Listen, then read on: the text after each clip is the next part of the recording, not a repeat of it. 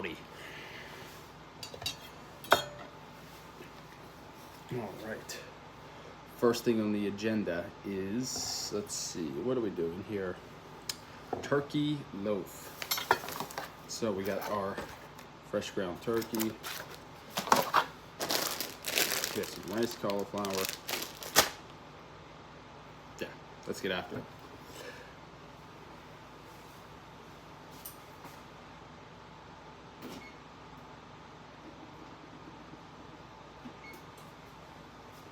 $375 oven. Let's see, is everything going on good over here? Let me turn this up a little bit. All right, perfect.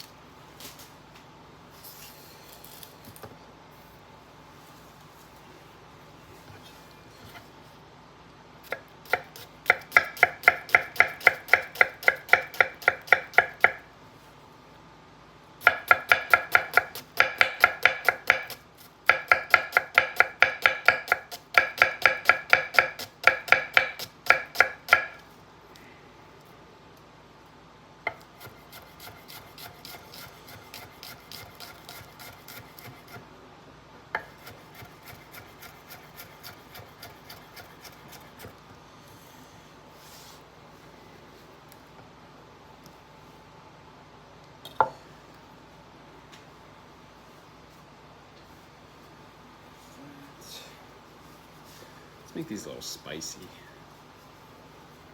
Throw some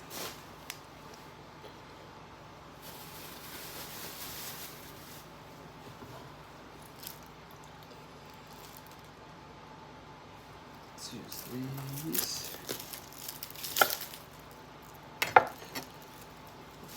Third generation scallions.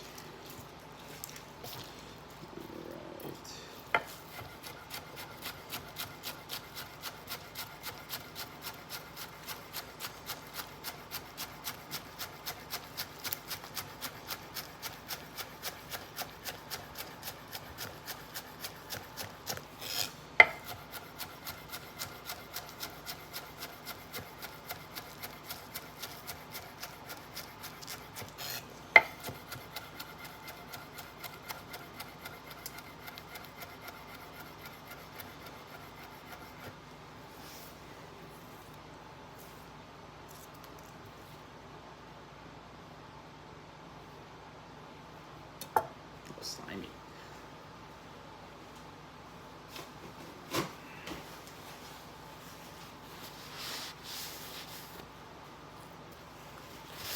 How's that?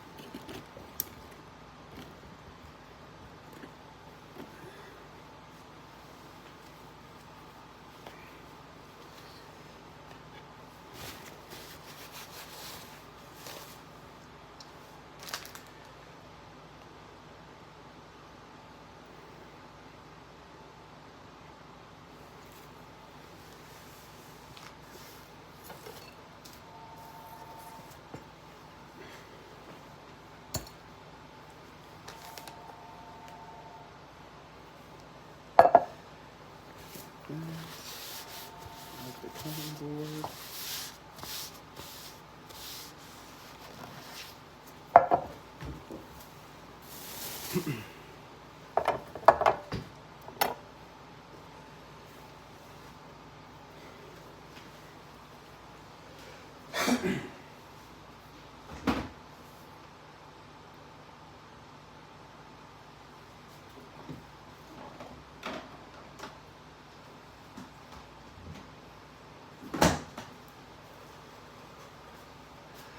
All right, so we are making our turkey loaf.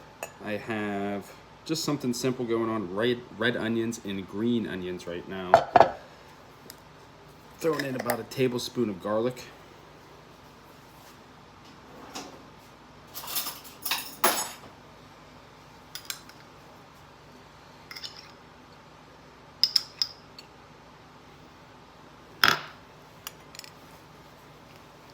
I'm going to do 3 tablespoons peanut oil. Where's the peanut oil?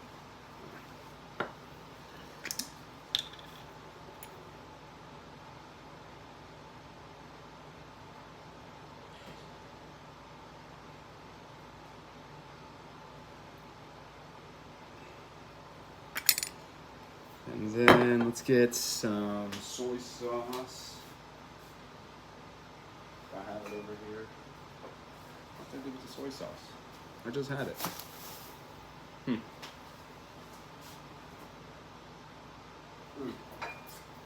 There it is.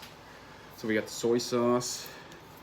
And I put about, I don't know, tablespoon. And especially with soy sauce, you gotta watch out because it is a powerful spice. Let's give it a little bit more. There we go. And so getting together, getting all of our veggies, getting our sauces together. So that's sesame oil, peanut oil. What else do we want to put in there? Oh yeah, and the hot honey. So Mike's hot honey. Just a little drizzle of that in there. Nice. Then we're going to throw 1 egg.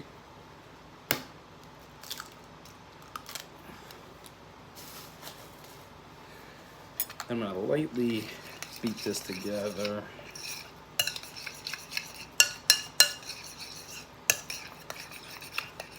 Then I'm going to throw some panko.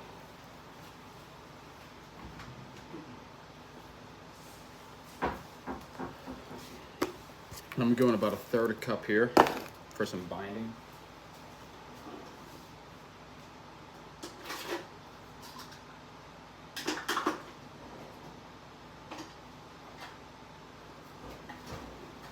So we're gonna go 1/3. Throw that in there.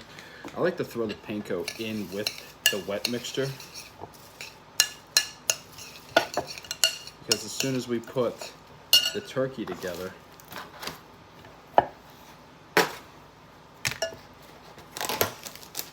kind of blends it in nice and easy.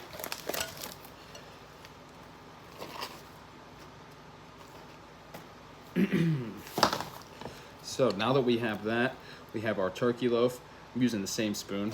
I'm just gonna break that all in there and just kind of mold and mix everything together. And again, that's an egg, it's 1/3 cup of panko, some red onions, some scallions.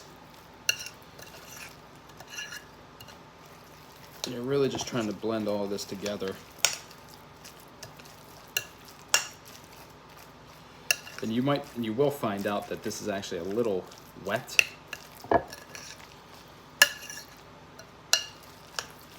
And that's okay.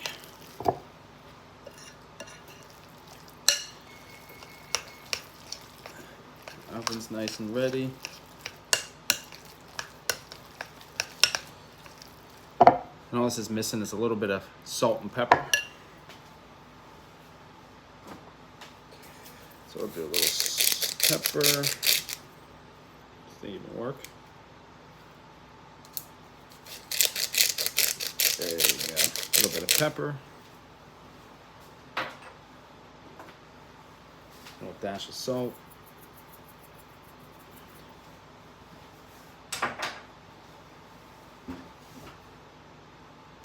Then let's put these on a tray, start cooking.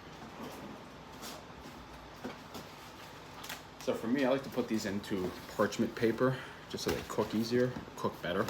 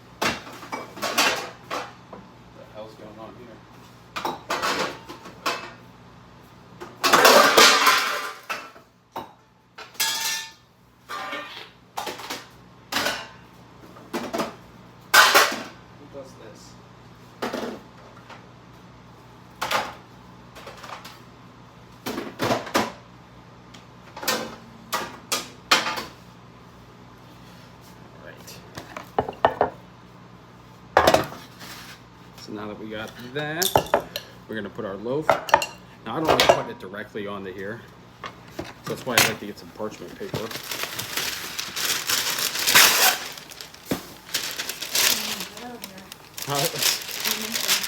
It's a turkey loaf.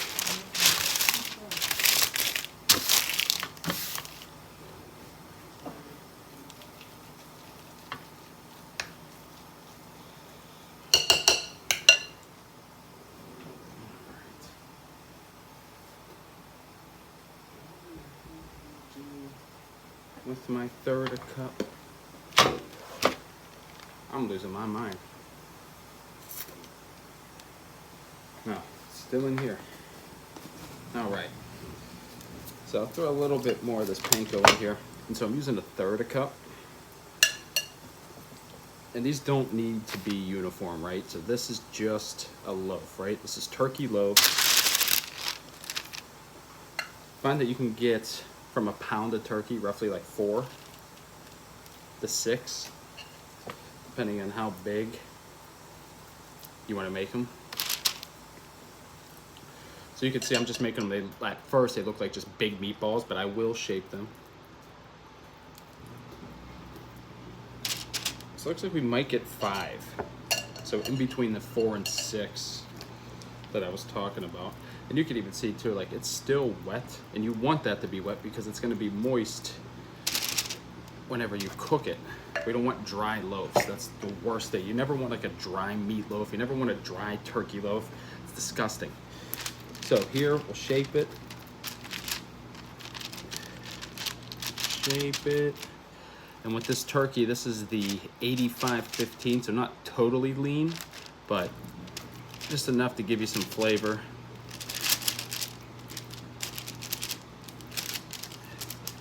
And then what we're gonna do with this, we're gonna bake it, and then we're gonna add some hot honey. We're gonna add some glaze, we're gonna add some sesame, and everything's gonna go real good.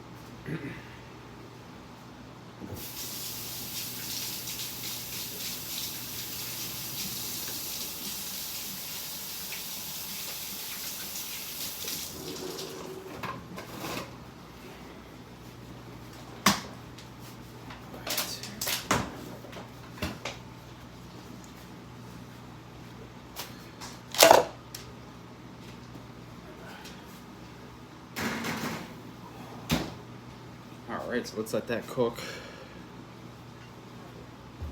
Make sure we wipe this cutting board off.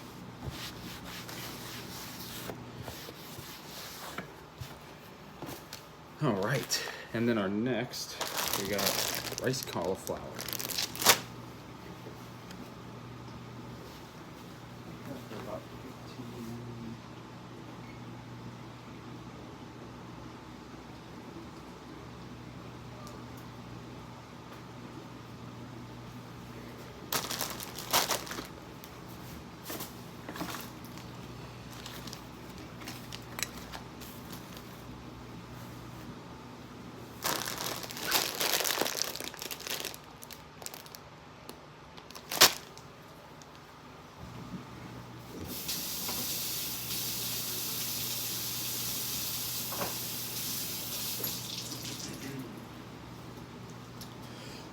All right, so let's make this mashed cauliflower gratin bake. And this is very simple, very easy, very tasty. Start with 1 bag.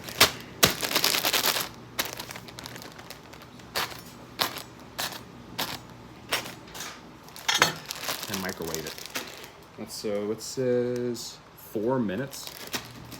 And you could do this with any type of cauliflower as well.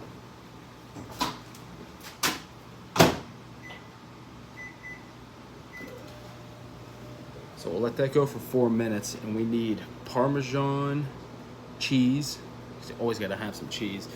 Butter. We have the panko right there, and Montreal seasoning. So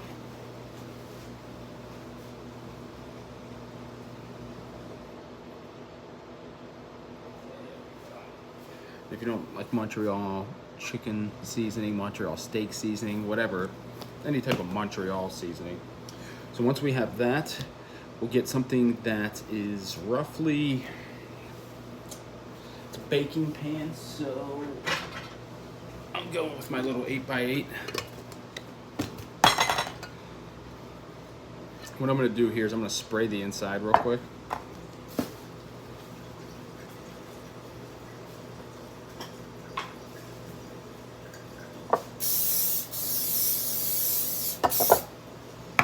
Just so it doesn't stick. You'd never be too careful. So we'll set that aside.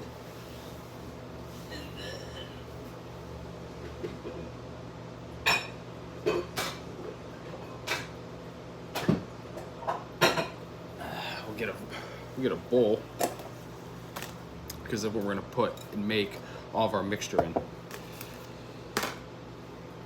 So we need 1.5 cups of Parmesan cheese. So I have some fresh Parm right here. I'll probably just grind up, really, this whole thing.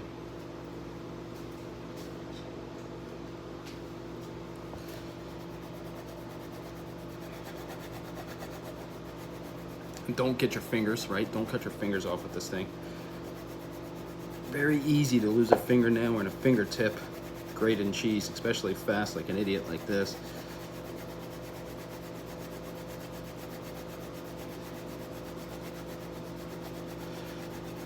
I'm looking for like 1.5 cups. Yeah, I'm gonna have to end up going this whole thing. That's like a 1/2 cup, maybe a cup right there.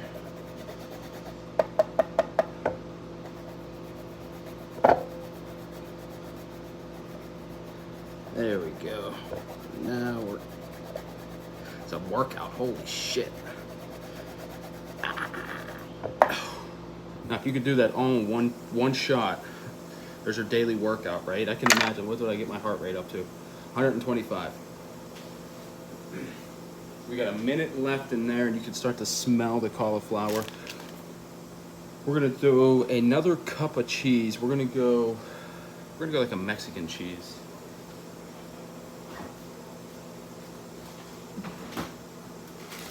You know what? I got this sharp cheddar in here. Let's go sharp cheddar.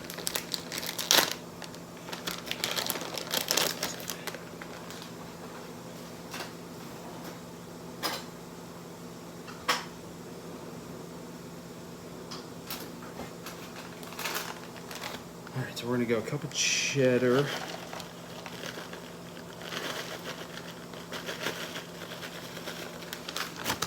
Throw that in with a cup of Parm. You can mix that together.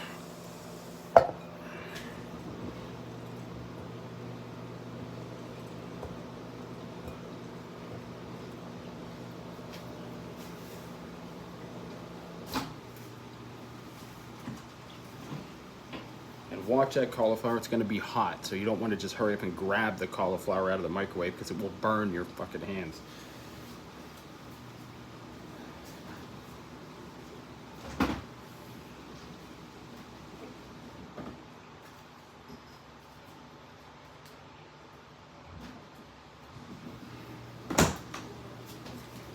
I'm melting down, let's see, 4 tablespoons of butter.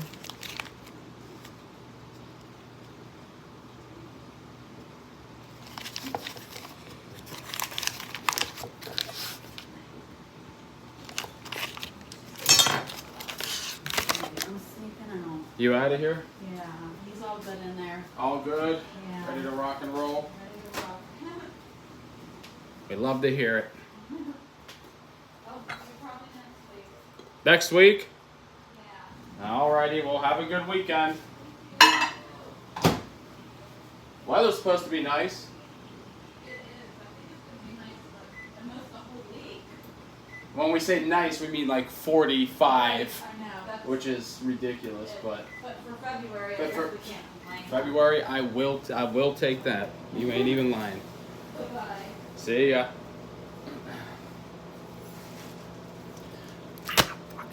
That's hot. Ooh, that's hot. It's hot. Fuck. All right. And you know it's hot because my fingertips are burnt off. So we'll cut that open.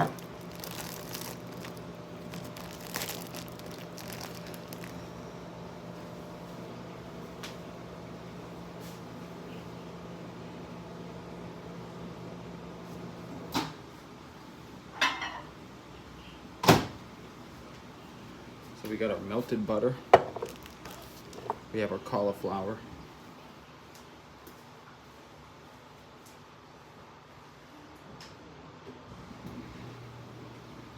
No.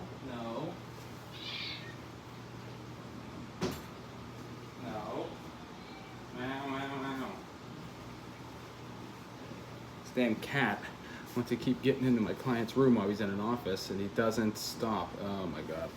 All right, well, that's not my job. My job's to cook. So we have a cup of cheddar. We have a cup of Parmesan cheese. We have a full bag of this riced cauliflower that you can get at the store. And you can use regular cauliflower, a headed cauliflower, it doesn't matter. I like this just because it's easier and I don't have to beat the hell out of it. So we're just dumping that right in there. And we're gonna allow the heat to melt that cheese. And then we're using the butter because everything's just better with butter.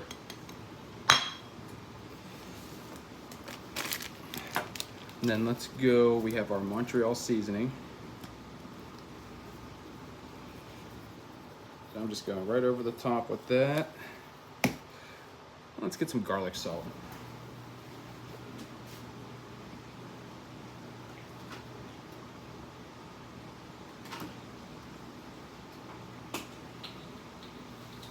We got this like Italian herb seasoning blend.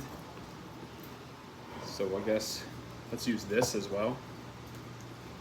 Try to get a nice little angle here with this. The stand does not like me today.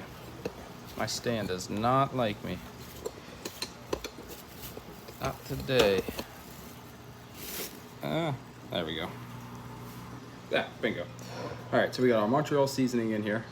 And all we're really trying to do now, get that last little bit of butter, is we're making it. So this is a baked cauliflower gratin, you could say. So it's not necessarily potato. Like usually when you would make this, it's potato based, right? You get a whole bunch of potatoes, you throw some cream in here, and it tastes good, but then it's sitting in your stomach and you're getting fat. But this is cauliflower, cheese, we gotta love cheese, and butter. So what we're gonna do here is, if I can move this thing away, now we need to make a breadcrumb seasoning because every gratin is bread. So you need to have that. So I'm gonna use the same little butter pan that I used to melt the butter is what I'm gonna make the topping in. So let me show you how we're gonna do this. So I got some butter. I'm gonna use a couple tablespoons, say about 3 tablespoons of butter. And I'm gonna melt that down again in the microwave 30 seconds.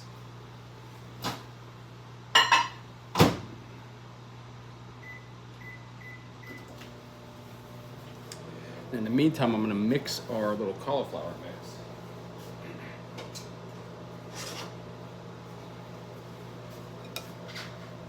And you can see it's starting to come together because again, we had that cold cheese, we put that hot cauliflower right on top of it, and it brings it all together, as you can start to see if I don't spill it all over the cutting board. And again, once I figure this shit out, and I'll have like a nice little camera on top.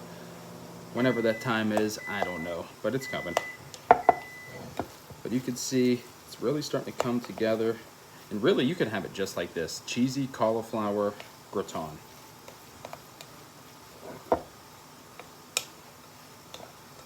Like, actually, I might just have it like this next time. Like, I think next time I have steak, I think I'm just gonna make it like this without baking it. Because this, you can smell this with the garlic, the Montreal seasoning, the cauliflower. This is where it's at. And again, low carbohydrate, maybe not low fat, because I did just put a whole bunch of cheese in there because guess what? I love cheese. So, oh well. All right, so now that we have that butter, we're gonna make the gratin. So we got our panko.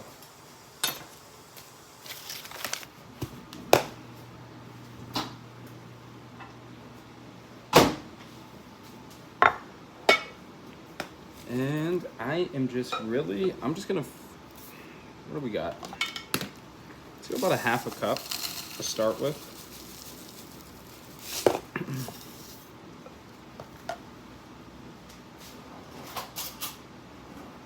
So we're making the top layer of the gratin, and what you can see here, simple breadcrumb, simple crumb mixture. It's starting to crumb up. This is what we want. And this is just gonna go right on top of our cauliflower here. So let me show you. Oh, that's perfect. That came together real nice. All right, so we have our greased pan. We're gonna dump that right on there. What if that was looking at the camera and then it dumped right onto the cutting board? That would be tragic. You can see, just push that down, smash it down.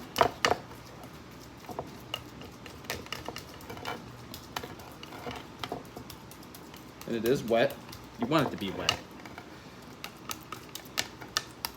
And like I said, you can have it just like this. You could eat the cauliflower, because that's cheesy cauliflower when you think of it, right? It's just cheesy cauliflower. And then we're gonna throw this little extra mix right on top.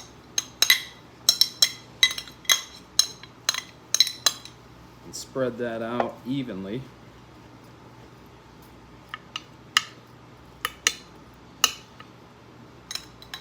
A little bit more right here. And then, I mean, really, there it is. I mean, that's it. And so you bake this in the oven, 350 until it's golden brown. Bada bang, bada boom. Let's see, I got 4 minutes before the turkey loaves come out.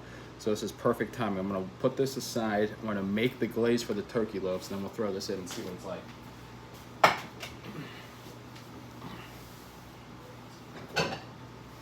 So for the turkey loaf glaze, it's 3 ingredients.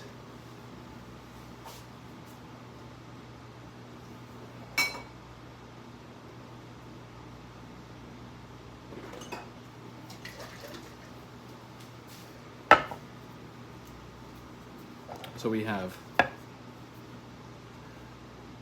Mike's Hot Honey, sesame oil, soy sauce. Pretty straightforward.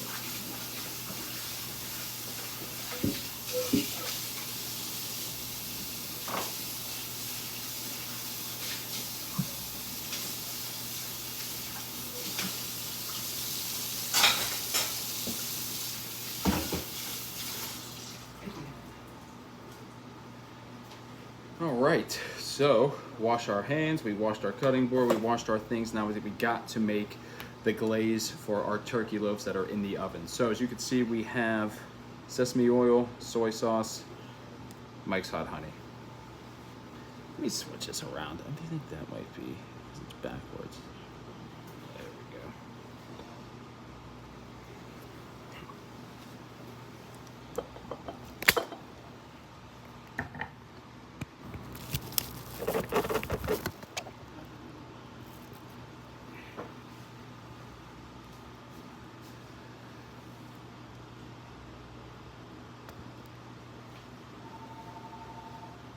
All right, so now with this we have the I gotta answer this damn phone. Hello?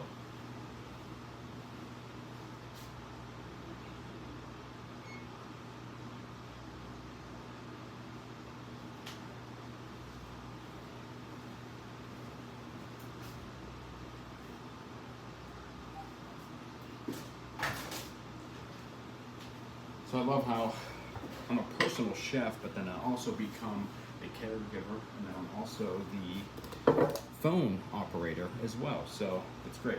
So with the glaze, this is how we're gonna do it. We're gonna throw some Mike's Hot Honey.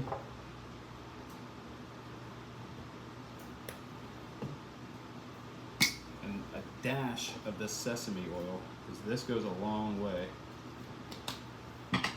And a dash of the soy sauce, because it equally goes a long way.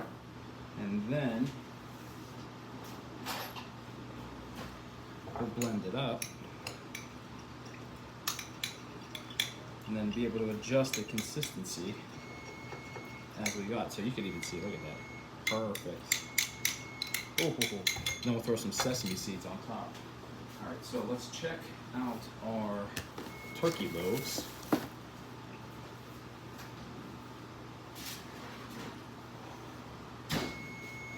Look at that. Actually, they still need another minute. All right, shut up. So, another minute. Make sure it doesn't burn. So I'm gonna throw a little bit more soy sauce in here. There we go. Perfect. That's the consistency I'm looking for. See that like darkness where it's still movable but still viscous in nature? That's when we'll throw the sesame seeds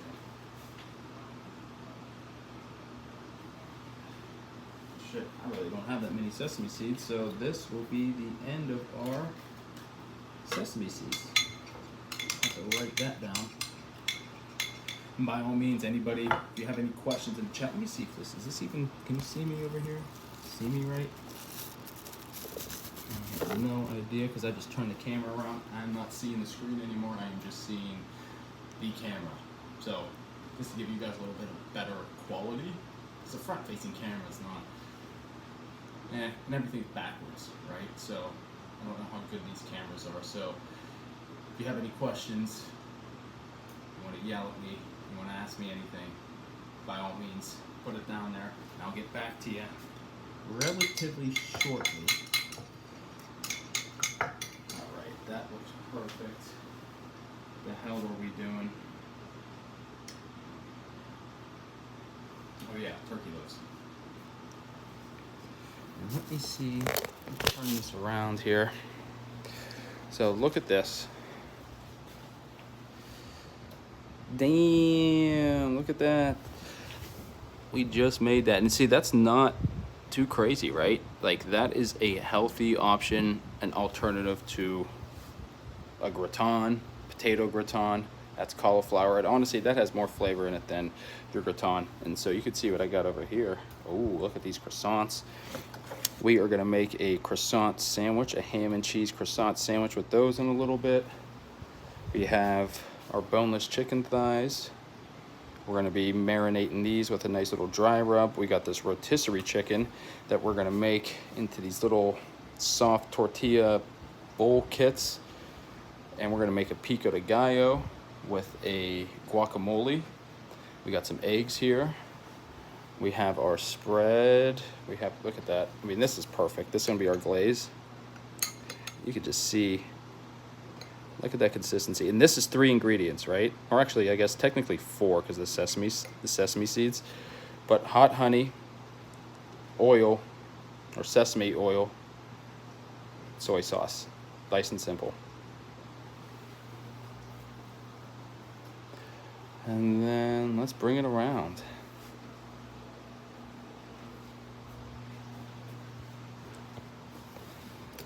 Alright, so let me hook back up here. Make sure you guys can see.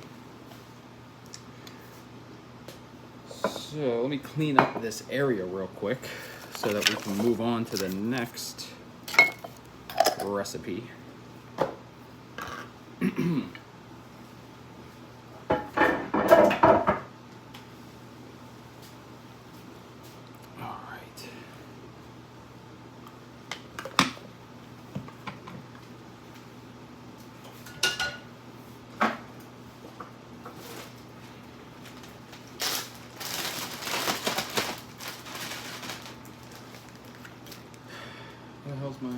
olive oil.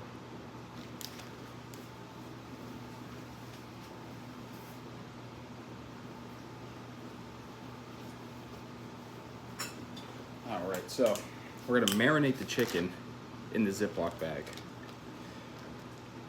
So a dash of some olive oil, and I got my seasoning blend right here. You can see that.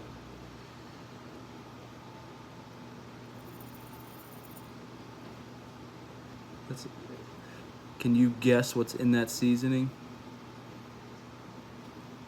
Like, what is that? What am I putting in there for chicken? What do you see?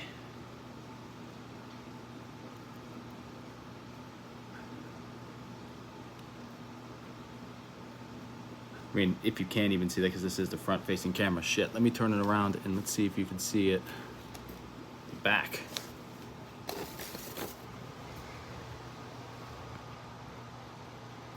What do you think? What's in there?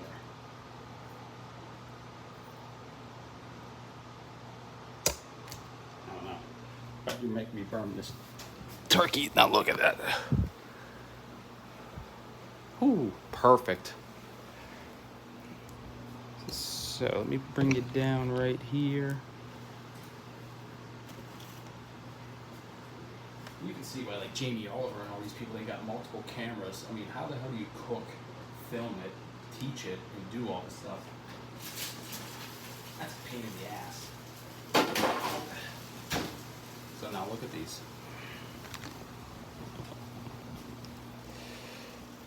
So those are our turkey loaves, and you can see they're not dry. Look at them, juicy. Juicy. This is always the thing with people when they talk about loaves, right? It's like, oh, what the hell? They're all dry, they're nasty. Because you can't cook them right. You didn't cook them right. So we'll let that cool down a little bit. Let's throw in these chicken thighs. So we have these chicken thighs sitting over here.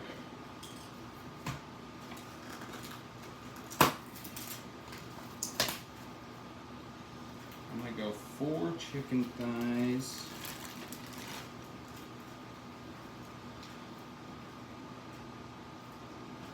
They didn't do the best at cleaning these up. I mean, look at, come on now, guys, what the hell?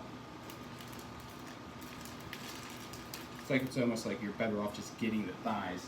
Make sure if you're touching raw chicken and you go to do anything else, wash your hands.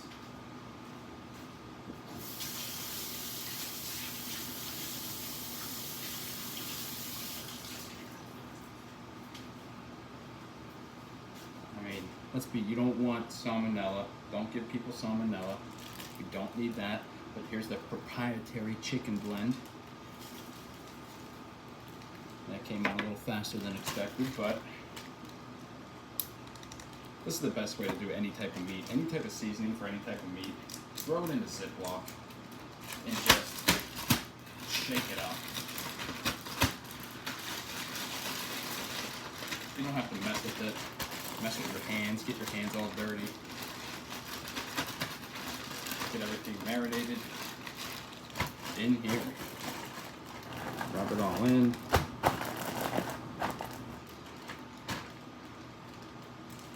Okay, let's throw some more in there, why not?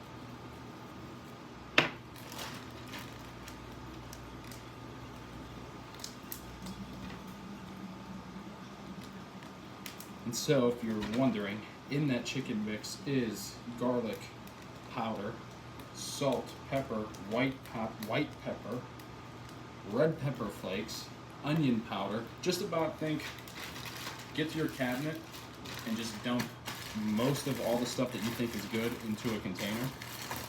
That's what this is.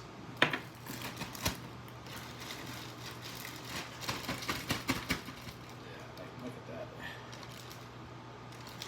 Look at that. Alright. So now we still have this. I'm going to freeze this for next week.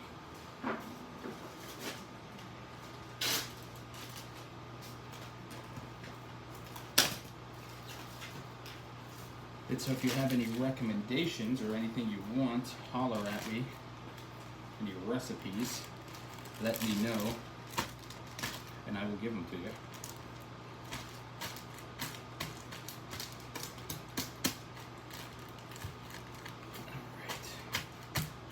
Make sure all the air is out.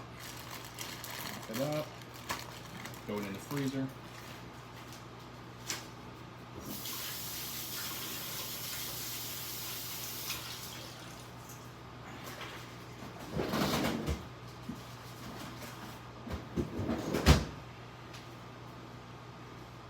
Throw this away.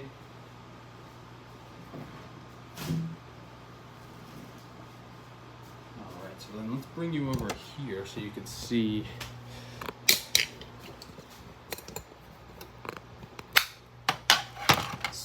Sorry, my tripod is like broken, so I'm just like literally fendangling you everywhere around this kitchen, so I apologize. So here we are. Like, oh, look at that. That actually isn't a bad spot. I like it.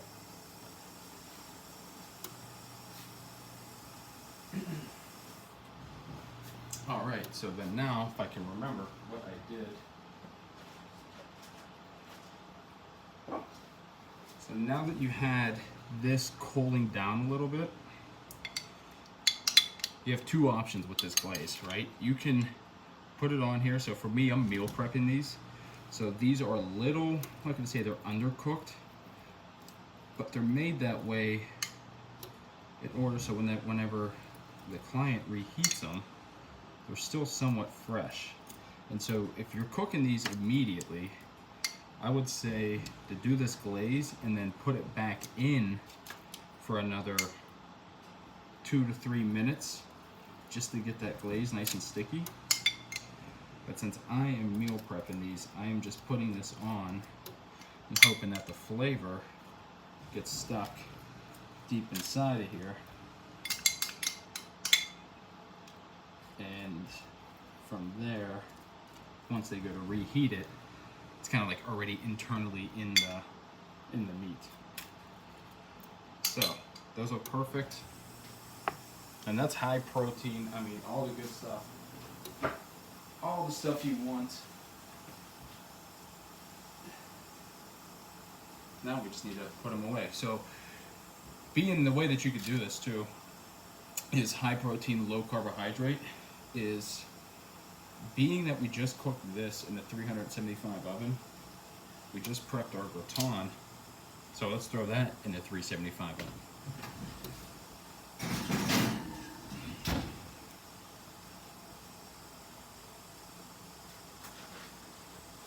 Now that we got this chicken marinated, let's set this aside and get a pan ready to start cooking.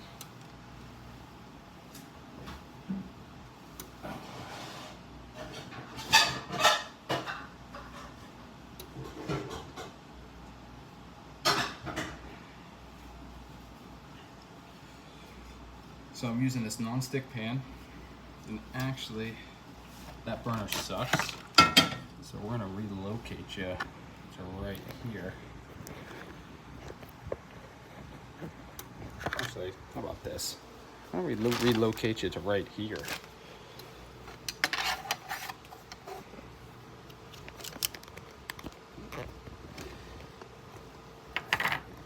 How's that? Oh, that's perfect. I mean, that's it. You're getting full-on chicken sizzle with this one, so be prepared. That will be full-on chicken sizzle. No, we didn't like that one. We didn't like the new location. Okay.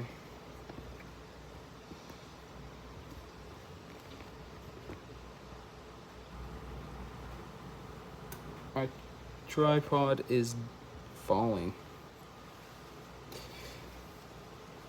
All right, so we are getting some full-on chicken sizzle here. So making sure that that pan is hot. Now I don't recommend usually doing this, but my fingers are burnt off, so why the hell not? Let me see if we can bring you up here a little bit. Let's see. This is the view I want, but it will not give me that. bring you over here. You can see, look, we got this whole kitchen just full. Waiting for those to cool down a little bit before we start plating them. Let's bring it back over here.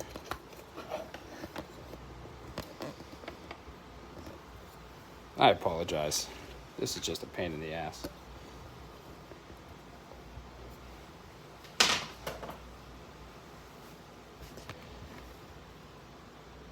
This damn tripod.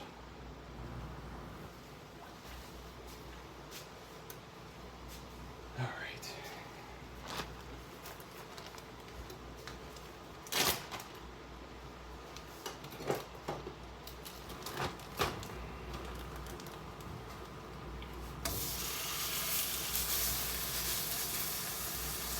Going skin side down.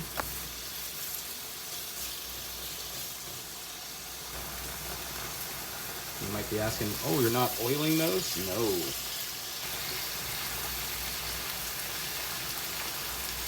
Enough oil in this marinade that will be fine.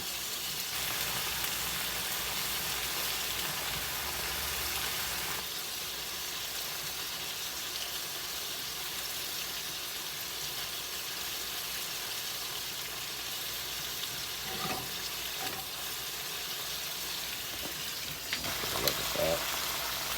So we'll let that cook for a minute or two. Actually, a minute or two. And I'll let that cook for a while.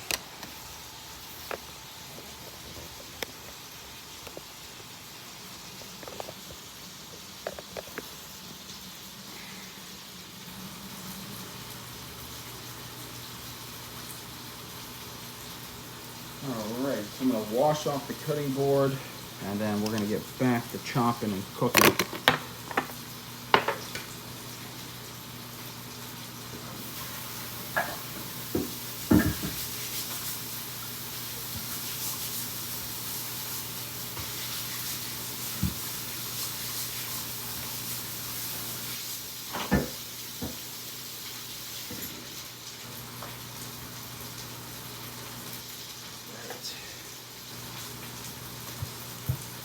This down.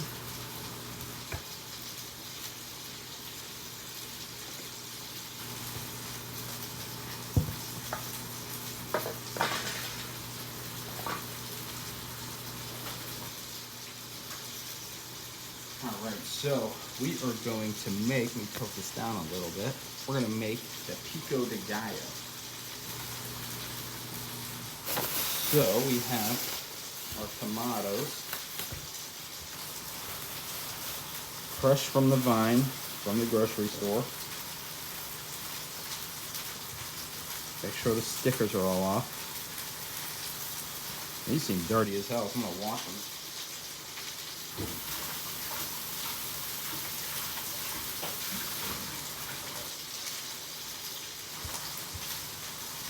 We have that. We have an onion. We're going to need more than that.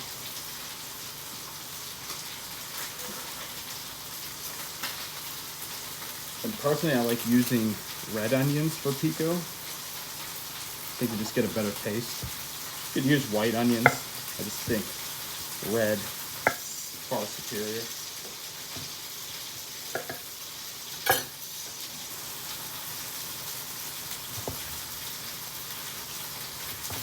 And here's something you don't do.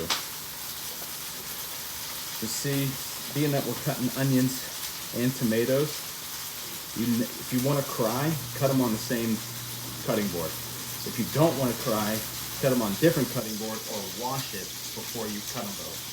And the reason being is the onions and the tomatoes react, and the next thing you know, the enzymes start breathing it in, they get into your eyes. And if you think about it, it's kind of cool because it's the defense mechanism of the onion.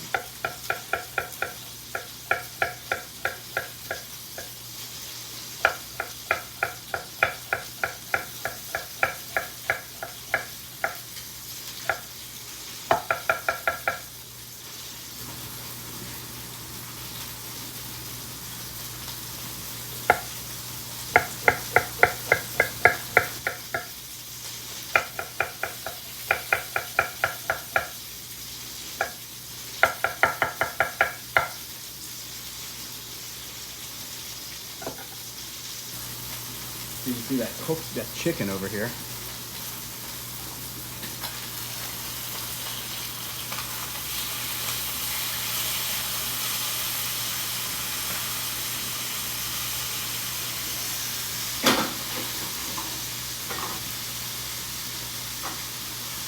And just take a look at this. Oh, come on now. That's probably loud as hell, but look at that.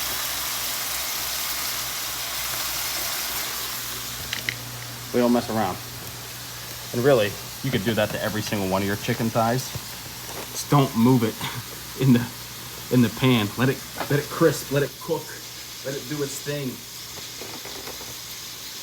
All right, so we got our onions. And again, making sure, wipe it down.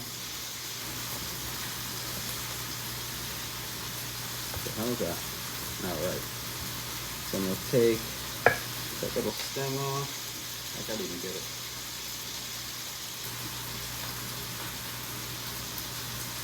Don't recommend doing this unless you want to cut yourself.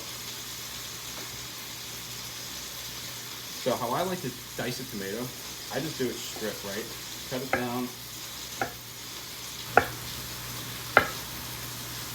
Then I take maybe 2 or 3 of them. 1, 2, 1, 2, 3. And for me, I like keeping it a little chunky. And see, what I told you not to do, I'm doing it, just so I can show you that in about 3 minutes, I'm gonna be crying.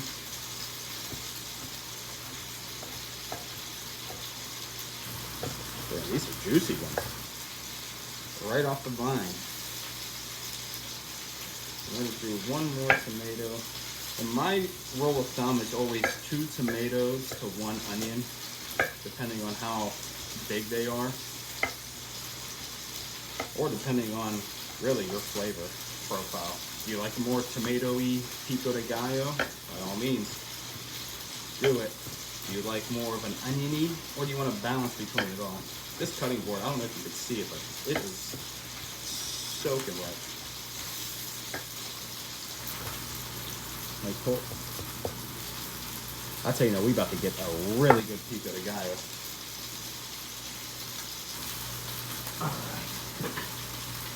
So, without having it fall all over the kitchen, let's see if I can scoop all of this in to the cutting board.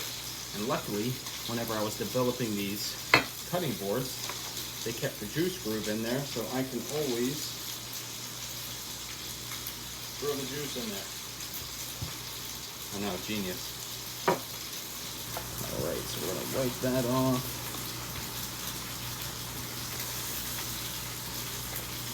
And you can see, nothing too crazy yet, right? Just some onions and some tomatoes. Now, we need to get our cilantro.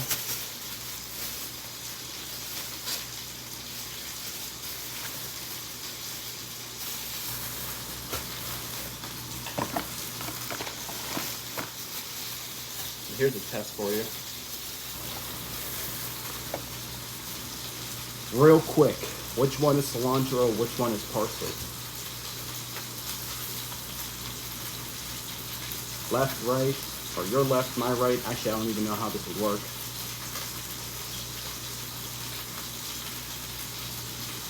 Or are they both parsley? Are they both cilantro? If you pick cilantros here, you're right. So, always look through your herbs, even though you're getting it at the grocery store. I mean, you can never really be too certain. Is there bugs? Is there sand? A lot of these are grown in sand. So, I like to find what I'm cutting. That's about what I'm going to be using. I'm going to rinse this off.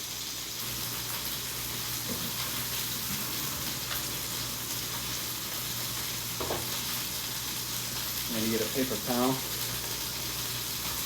wrap it, squeeze it a little bit, show it some love, and then right back onto your cutting board. And so, I'm a savage. I'm going stem and all. Maybe not that much stem. You know what? Yeah. We're using it all.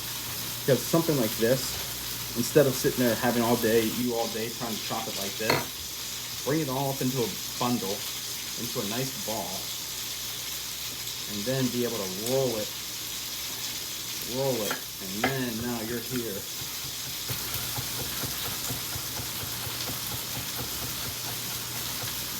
Get that last little bit, roll it.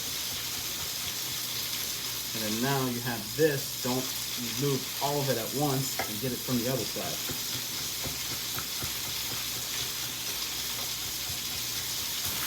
Now don't get me wrong, you're gonna have some uneven parts. I just find that that's more effective because then now you can scoop, toss, and we're getting somewhere.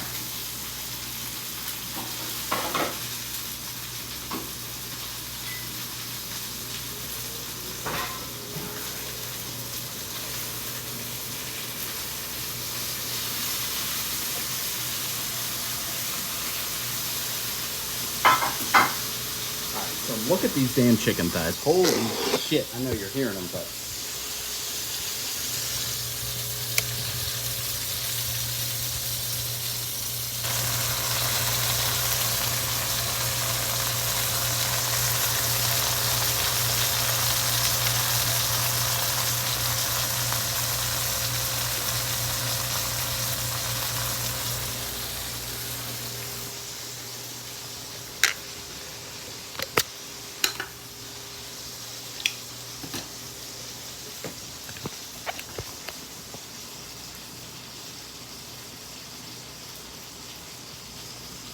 switch over. There we go. All right. Bingo.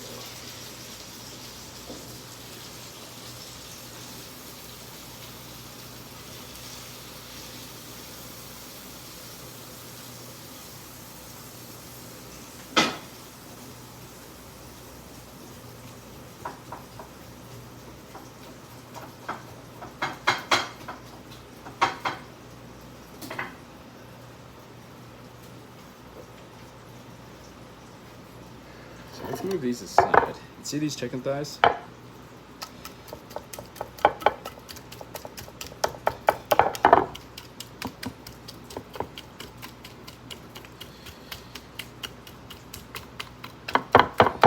Did you know that this is the best way to shred chicken? Stab it with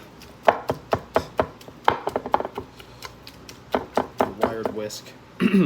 Honestly, it's my favorite way to do it. You want to shred chicken? Get a wired whisk. Beat the hell out of it.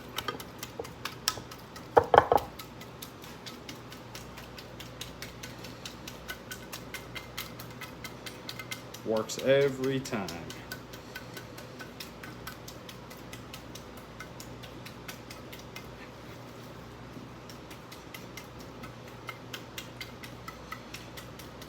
And the best thing is like when you do this, you're getting all the juices right into the meat.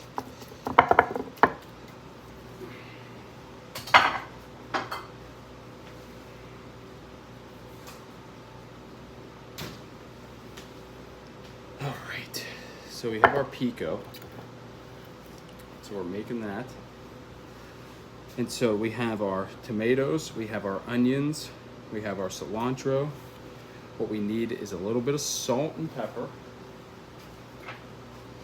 And the salt's the reaction that brings it all together, right? So when you're making pico, like, you can have the tomatoes, you can have the onions, you can have the lime juice, but it's the lime juice, the acidity of the lime juice, the acidity of the onions, the salt, it all makes this reaction, and that's what gets that good pico de gallo flavor.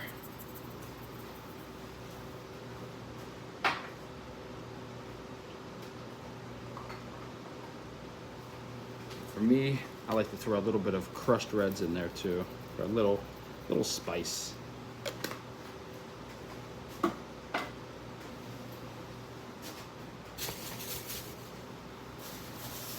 So we have, what The hell did I do with my limes?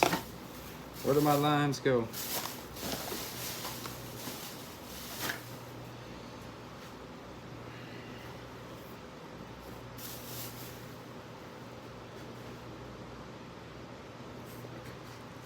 What the hell? Where'd they go? Who stole my lime? Did they not give me my damn limes? It's gonna be a great pico if I don't have lime.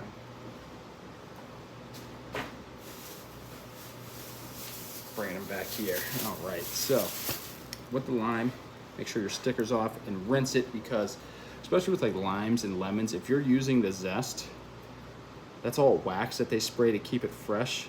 So if you're zesting it straight from and you don't rinse it off, you're just zesting basically wax onto your food. So let me rinse this off.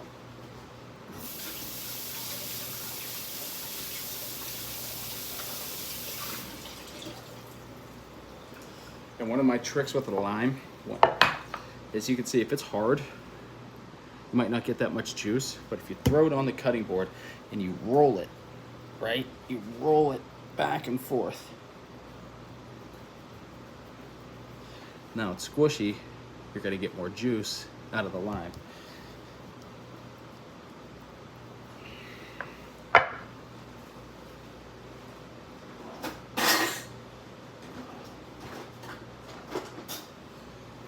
All right, so we're doing a little zest, a little lime zest.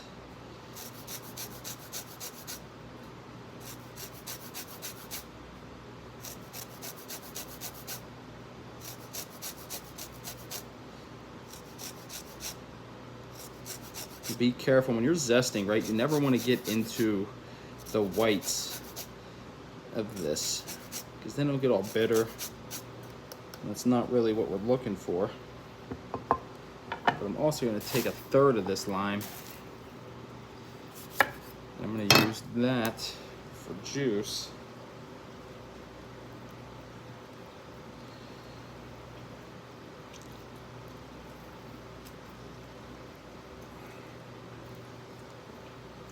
And then let's stir it all up.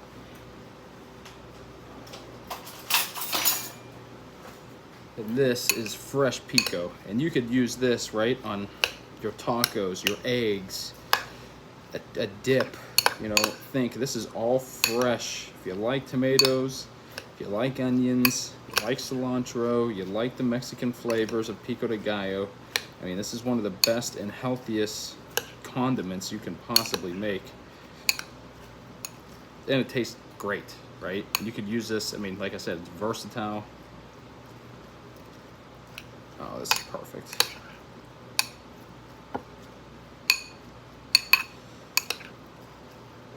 And the best thing with this is, like, you want to let it sit for a little while before you go and actually serve it, just to let the flavors and everything kind of blend together. So let that sit out. All right, and so now it's time, let's rinse this off, wipe off our cutting board. And then now let's plate our turkey loaves that we made earlier.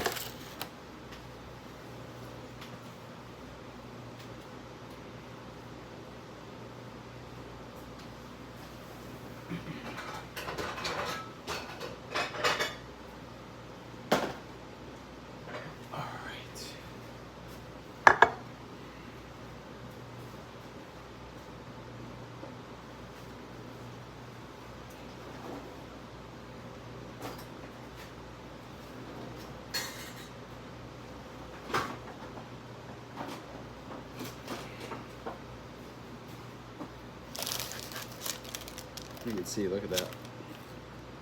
Nice and easy. 2 of these per serving. Nice and juicy. Sesame turkey loaf. What the hell am I?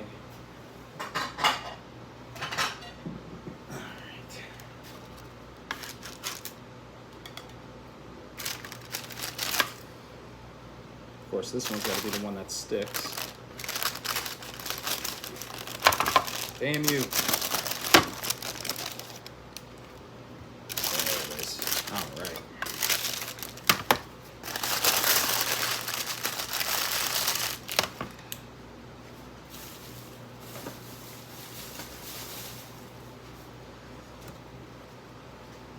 Now,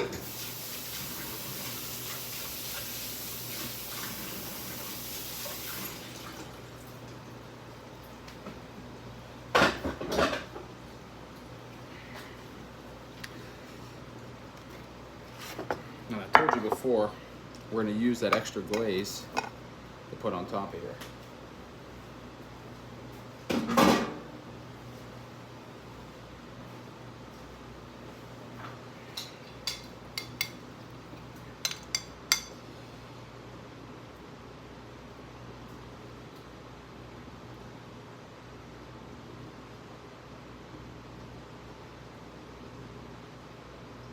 And if I had more sesame seeds, I would have sprinkled those on top, but unfortunately, we ran out when we made the mix. So that's it, right? So there's your perfect turkey loaves that you can use, meal prep anytime. And if you think about it, you can use one of these for lunch, 2 of them for dinner. You got yourself 3 days worth of food right here. I mean, high protein, let's see, 40 grams of protein, low carbs, let's be real.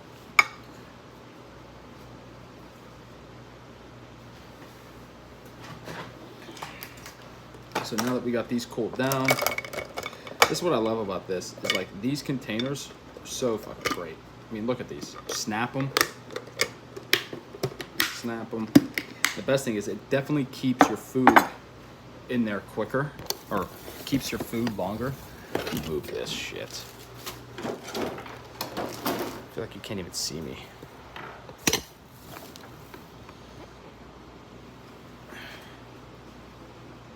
There we go. All right. Yeah, so like these lids are, or these containers in general, are just amazing because sealed 4 different ways. Especially when you got meat or you're meal prepping, it's always the thing that I always find that, like, if you're using like plastic containers, like if you're using like a plastic container like this, it goes dead in your fridge in like 2 days. Whereas like something like this can hold for like 5 days. And then really anything after 6, 7 days, you gotta be careful with. So put these in the fridge and then we'll start making some sandwiches.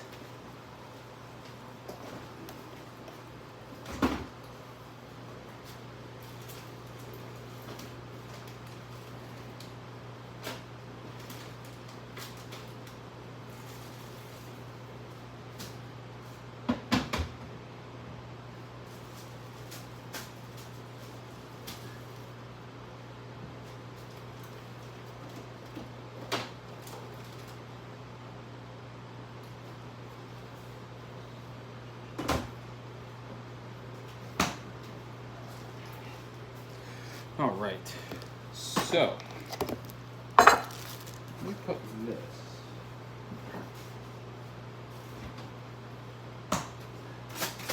I gotta say, these right here are the best. Backwards, but Totitos Scoops multigrain. If you're eating nachos, you're eating anything.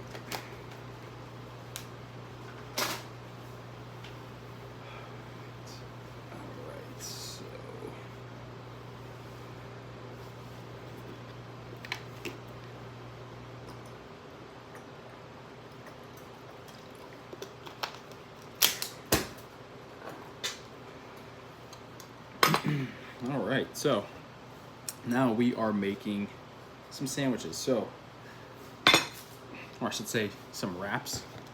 I don't know if you ever seen this at the store, but this is Dietz and Watson's buffalo chicken breast. Good.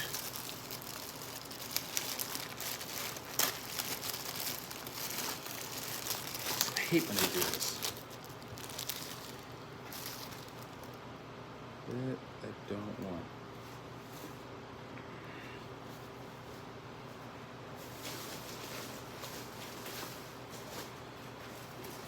Alright, so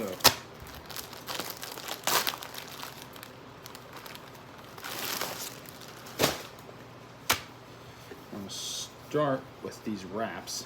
So let me see if I can angle you down a little bit so you can see what the hell we're doing. Alright, so I got these wraps.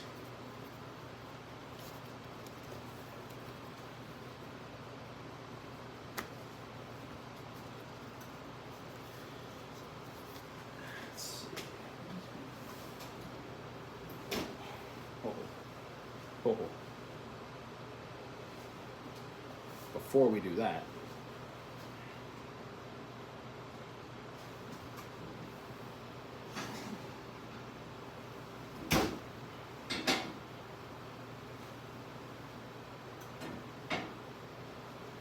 would you look at that cauliflower gratin?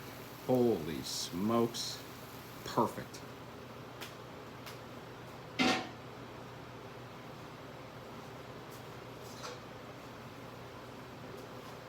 mean, absolutely perfect.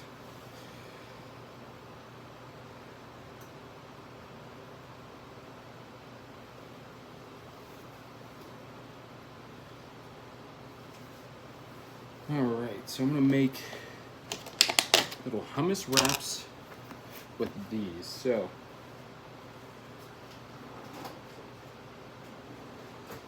how I like making this is using about a tablespoon of the hummus. I'm doing this all in one corner.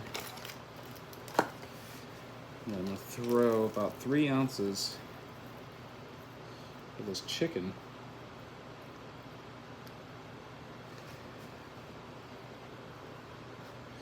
we're gonna wrap this. I also want to dice some onion.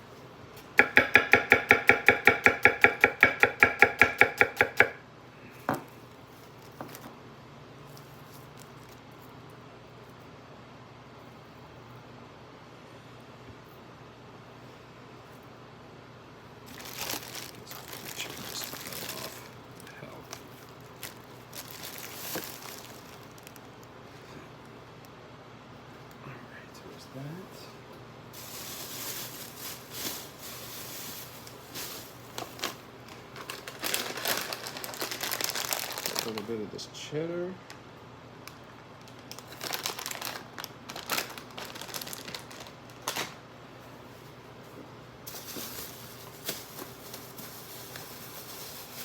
And we got a green pepper. And if you remember the green pepper trick, 1 slice.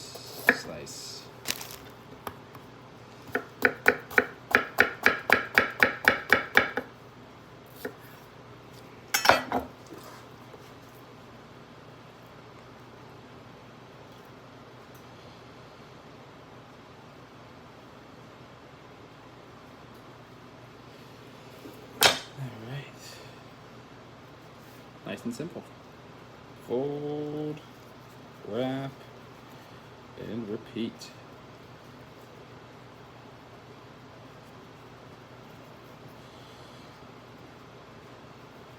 So, nice and easy. And this is perfect lunch, right? Could have done it, tucked that a little bit better. But, I mean, come on now. Easy lunch. And the thing is, people always say, like, you know, meal prepping, eating healthy, oh, it's such a pain in the ass. Well, it's a pain in the ass if you make it a pain in the ass. You can make a wrap like this, 10 minutes, you can get 5 of them done, and then be able to have that lunch for 4 days, you know? And so it's like, I don't even know why I'm zipping this up. I got 2 more coming. So with this, we have 1 wrap. We do a tablespoon of hummus. Fill up basically the whole bottom. We have our Dietz & Watson's buffalo chicken. And then we just kind of make it nice and simple. Throw a little bit of red onion on it. We throw a couple green peppers. And then we put a little bit of cheddar cheese.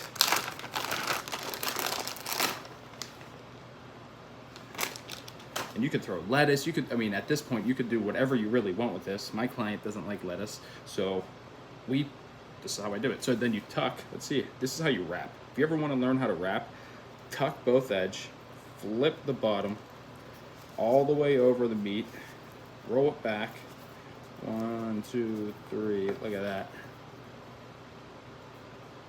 That's it.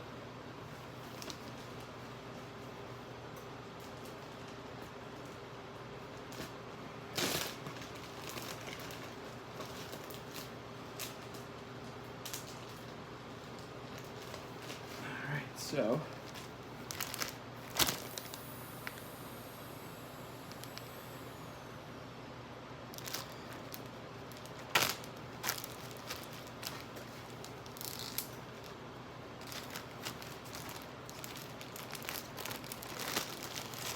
that's it.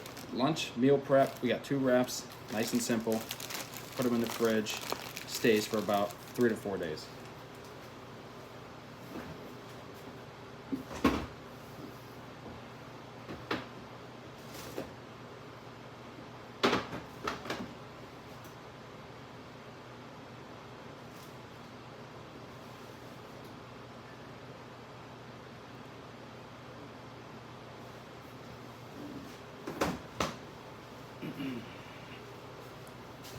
And being that we still have these peppers, slice down the pepper.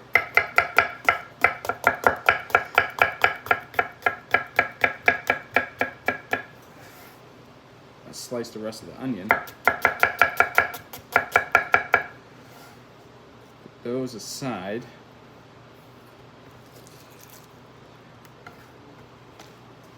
And then let's get ready to make a flatbread. So I like using these you can get these at basically any grocery store.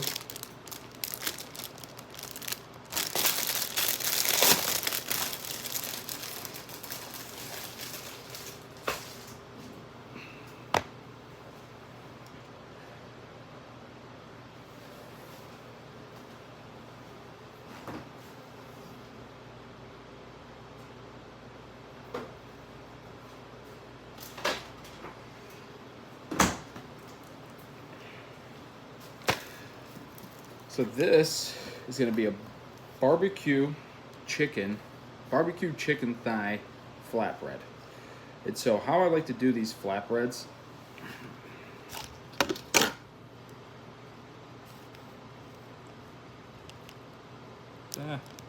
hit the button. What's going on? Tell you, my tripod is having some difficulties. Let me switch you around here. So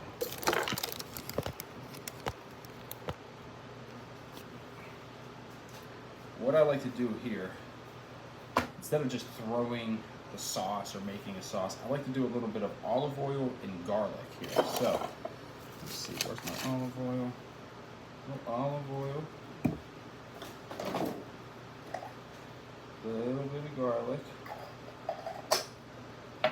And I'm going to do salt and pepper. Oh, what's this? Italian herb grinder? Oh, let's use that.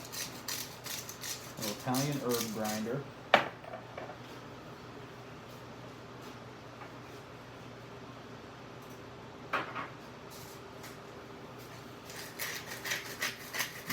Pepper,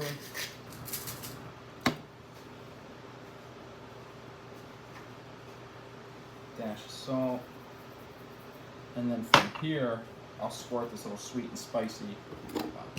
I'll squirt the little sweet and spicy barbecue sauce. I'm using that as a base for this. I have so many spoons.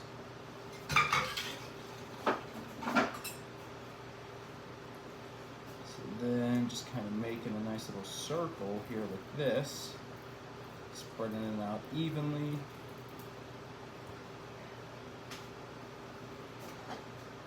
I have these chicken thighs that we cooked earlier.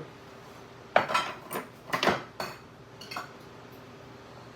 we are going to sprinkle that, just a couple pieces on the bottom,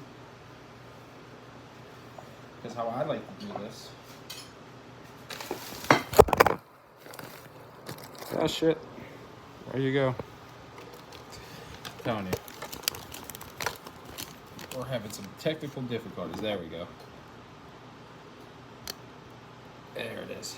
So with this, put some pizza cheese. So just a little covering of the cheese. Then we'll throw the peppers and onions, and then we'll throw a little bit more of this chicken thigh. Just pulling it apart.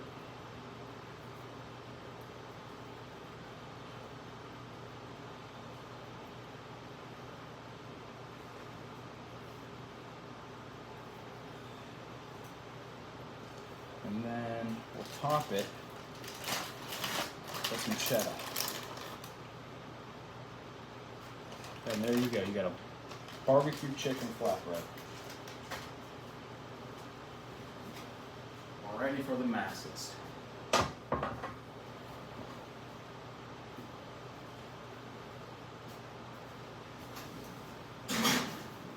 going to bake that at 375 for about 4 to 5 minutes. I'm going to clean up this little monstrosity that I got going on over here, and then we'll move it on. If you guys have any questions, by all means, holler at me, let me know. Let me know what's going on.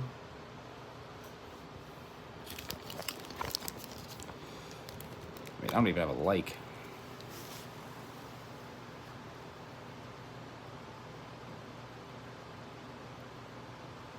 It's been 1 hour.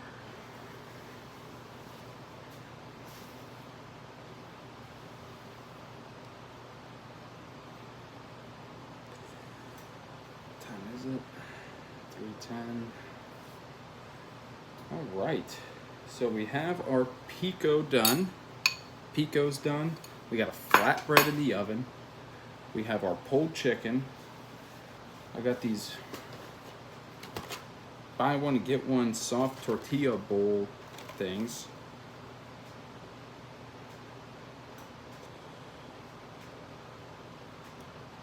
What the hell is this? Dinner kit? 8 shells.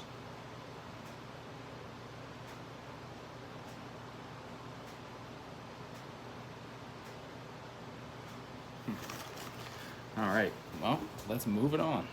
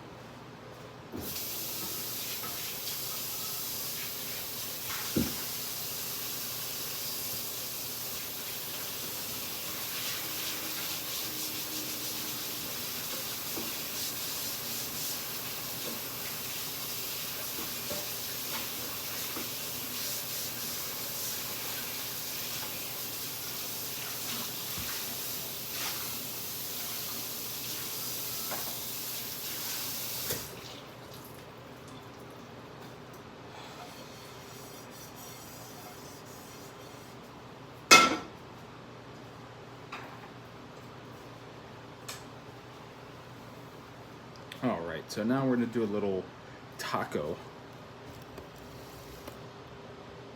Move you on over here.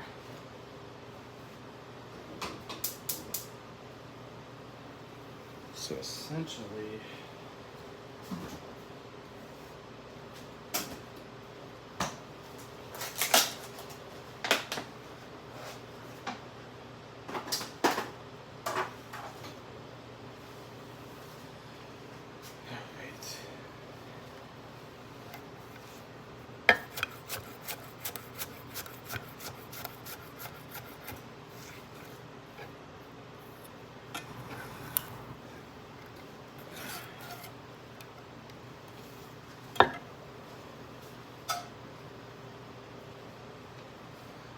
and so with this, I always like to start with a little bit of onions and peppers. I think that goes like a real long way for flavor. Yeah, just make sure, like, if you're ever making tacos and you throw peppers, you throw onions, you throw all that stuff in there, make sure that you brown the meat first. I see so many times people throwing the veggies in there and then draining the meat and then draining all of the flavor out with the meat. So if you're gonna cook tacos, make sure you brown the meat first before you throw your veggies in to keep the flavor profile. And really, I mean, that's just That's just how it is, right?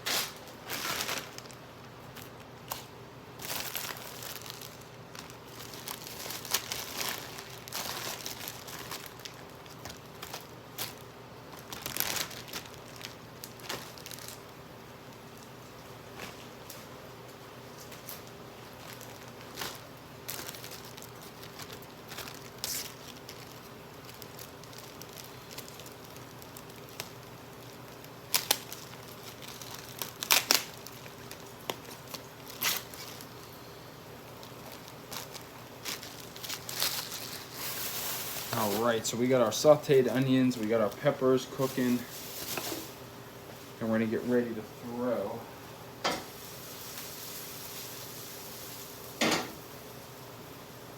some of that rotisserie chicken.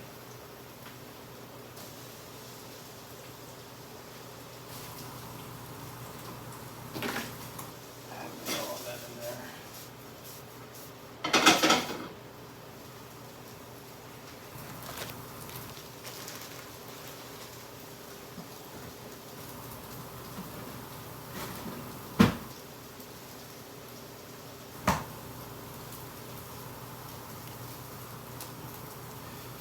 And so let me show you what we got going on over here. So we just got some simple chicken, rotisserie chicken with some onions and some peppers. And what we're gonna do is we're gonna turn this into like a taco meat mixture. Over here we have our cauliflower gratin, looking mighty fine, if I must say.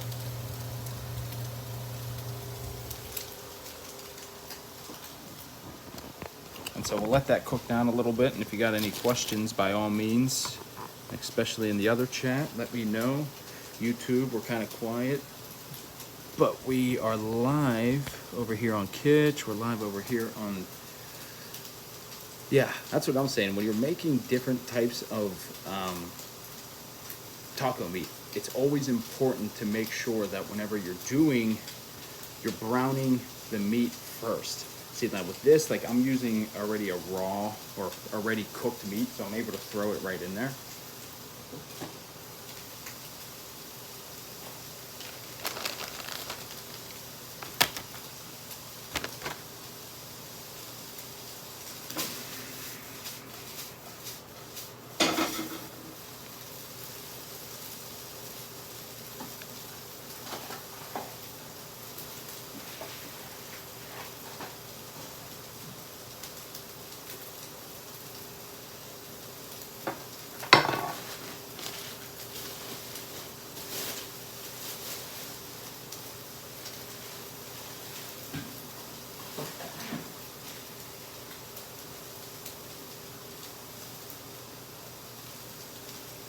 All right, so now that we got that down, we're gonna throw some water in there so it doesn't burn.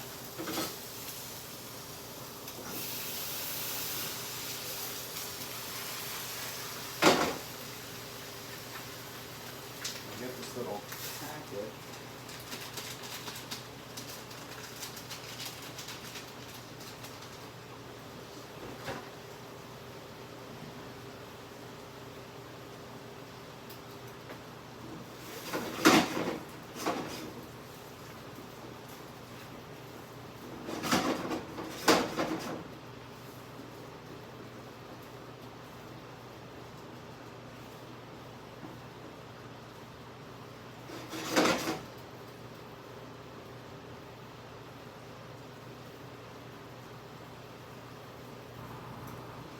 And what you're looking for is this type of consistency too. Like, look at that chicken.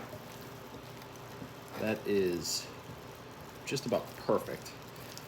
And you could get this, I mean, this is so easy. It's almost like when you're looking for like the Taco Bell meat. I hate to say that, like I'm cooking something like Taco Bell, but like that consistency, but better and fresh, it's here.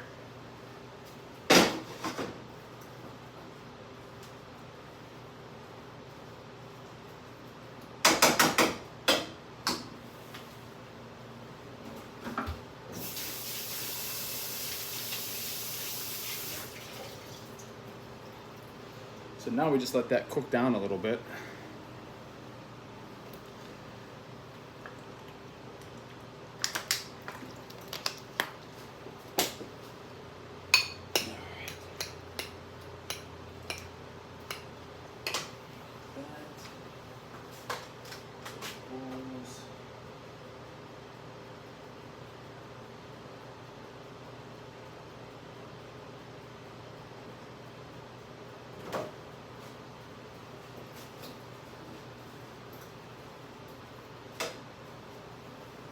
All right, let's move it on.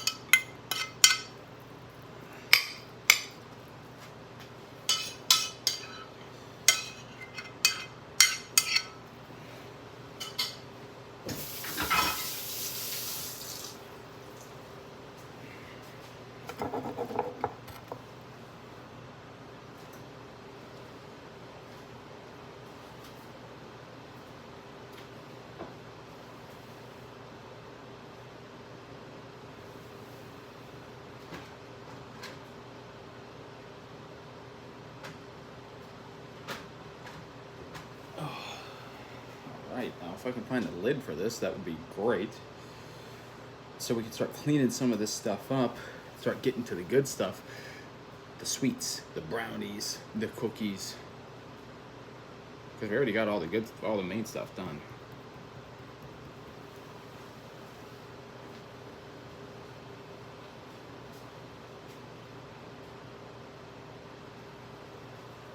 What the hell is it with this?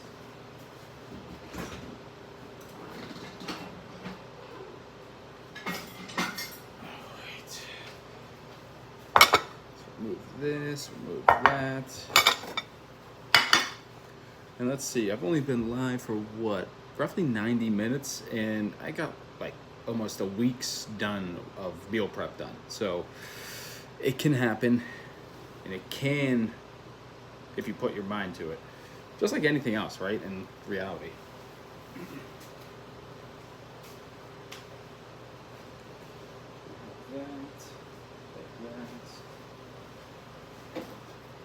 We got our chicken, and so this is like our Taco Bell chicken, better than Taco Bell chicken.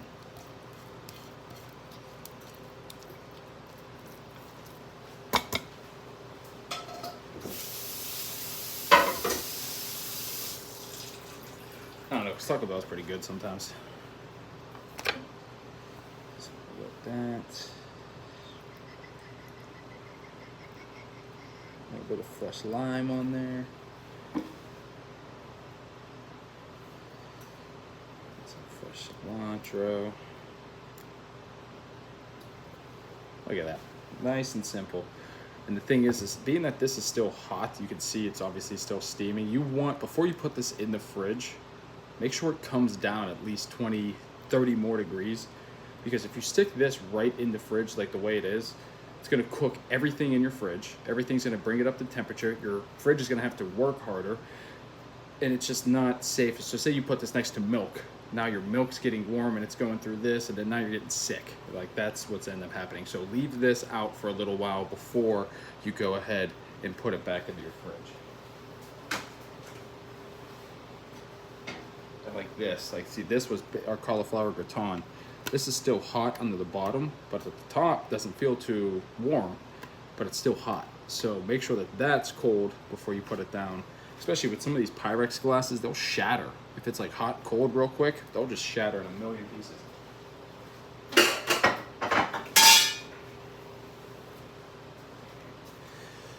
All right, so we have that. Let's see. Oh, perfect. Perfect timing for this.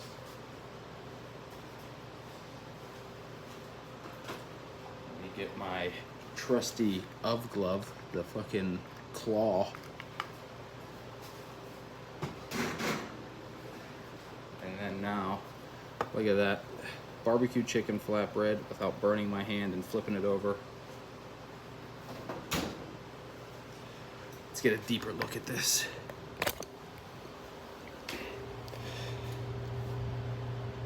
Yeah. Chicken thigh, red onions, pepper, cheddar cheese. All the good stuff, and it's off of one of those naan breads. So again, something very simple that you can eat or cook and prepare. Very little time. I think that was 6-7 minutes. And so, yeah. Again, eating healthy does not have to be hard. Doesn't have to be rice. Doesn't have to be broccoli. Doesn't have to be the same old shit that you see on some of these meal prep stations. Some of these meal prep channels, man, they get me. It's like, hey, meal prep for a week, and it's fucking broccoli and asparagus, and it's like, dude, okay, and meal prep for a week, it's rice. And how many times can a channel, and honestly, and I'm calling out all these people, is how many times are you really gonna make meal prep with rice, meal prep with green beans, meal prep with all this stuff? Like, that's what deters people away from trying to eat healthy, is when the only thing you're meal prepping is literally the blandest shit in the world. If you know how to cook and you have any skill of cooking, eating healthy can be very simple. I mean, like pico de gallo, right? If you know how to make a pico de gallo, this is gonna be your top, if not the best topping that you can use for anything. Tacos, eggs, you can dip with chips. I mean, come on now. It's just, if you know how a little bit of cook, use your skill, utilize it a little bit, and you'll be surprised at what can happen. It's not all about eating rice, broccoli, bland ass chicken. Nobody wants that. Nobody wants to eat that. And I don't know why these people still make these channels. And it's like, oh, bro, dude, that looks so good. No, it doesn't. It just doesn't.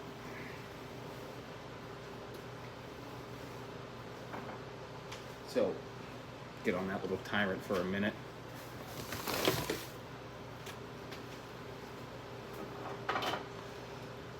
So we can sit there, we can lid this, but I'm gonna leave it open and let it cool down before I put the lid on it.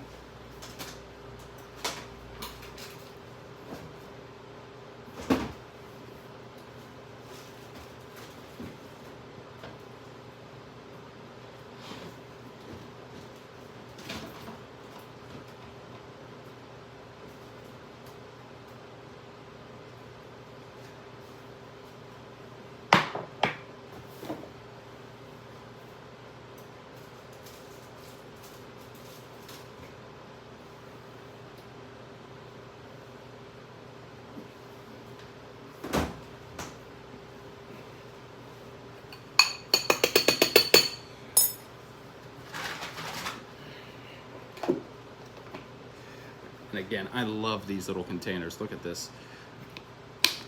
Like this pico, it would last like maybe 3 days in the fridge, but with this, it lasts 6, 5 days.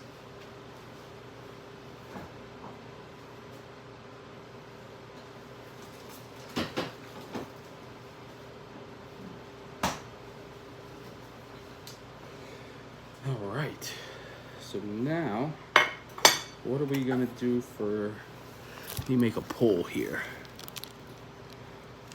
How the hell do I do it? How do I make, here it is, start a poll. Ask the community. Brownies or cookies? What are we saying? Brownies or cookies? Eat this. Eat this.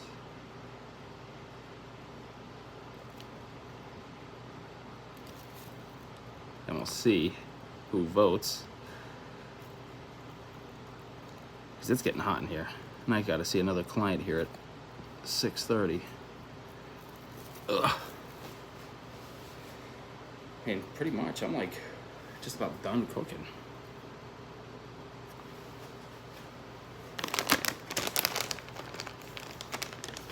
So let's see, we'll give it give it 10 minutes on the vote. If anybody comes in and says, all right, Siri even said it, 10 minutes. So we got the 10-minute countdown.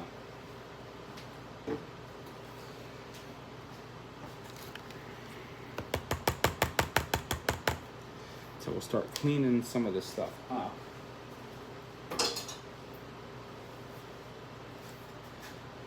I got shit literally all over the place. Now, are you guys a organized cook, chef? Would you cook recipes and do things, or do you guys got shit all over the place? Because in the kitchen, they used to say you'd never trust a clean cook or a clean chef. Because that means they ain't getting into anything.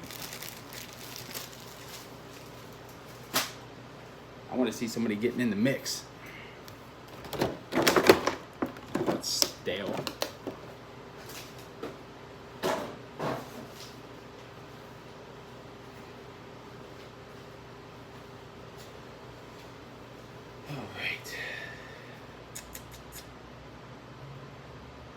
Oh shit, I didn't do the avocados.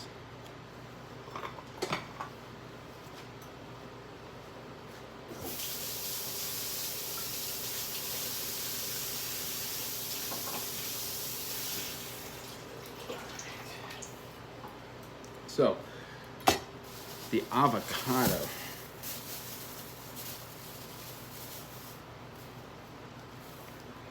Now, do we know what the trick is to keep an avocado fresh in your fridge longer? Does anybody know?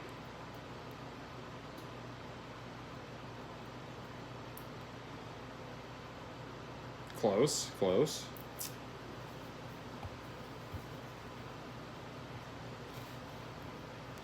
It's the lime. The lime will actually protect and watch it. I mean, it's always, and the thing is with avocado, it's green, right? We know it's green, perfect, we love it. But then it turns brown, and then people throw it away. Brown doesn't mean it's rotted, it just means that it got oxidized, and what that means is that oxygen got to it. So if you were able to have it in an airtight container, it wouldn't go anywhere. So now how do I like to get that seed out, right? So you go back end of your knife, get it in there, and then you twist it. I guess my knife's too sharp for this trick. Oh yeah, my knife's a little too sharp for that. So, I do it the old way. Get a spoon and pull it out. But how I like to keep it in here, now what I like to do is I like to dice it in the skin. There's no reason, because you could easily down. There's no reason for you to take this out, the avocado out, and start dicing it or slicing it. Always slice it in the skin. It makes the most amount of sense. It keeps your cutting board from being absolutely a disaster. So if you can, always cut in the avocado.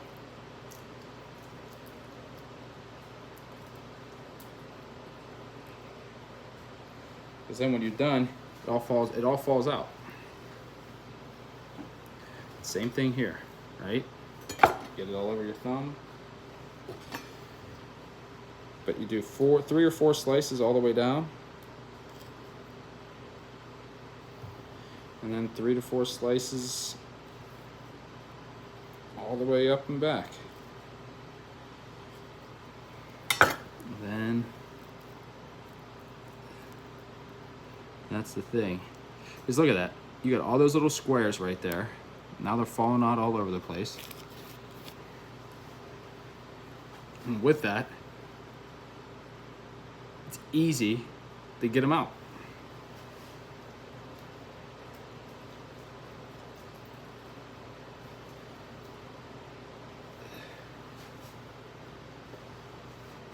And if you remember, we still had that lime. And you just do a little bit of lime on top.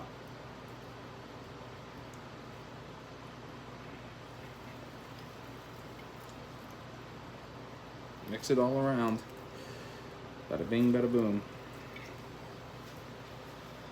And the thing is especially with this, a little bit of salt and pepper goes a long way.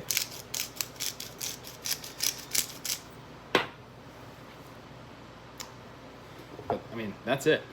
Especially with avocados, lime, salt, pepper, it will stay green for more than 2 days. Just don't let the oxygen get to it. To be honest, it doesn't even need to be in that big ass container.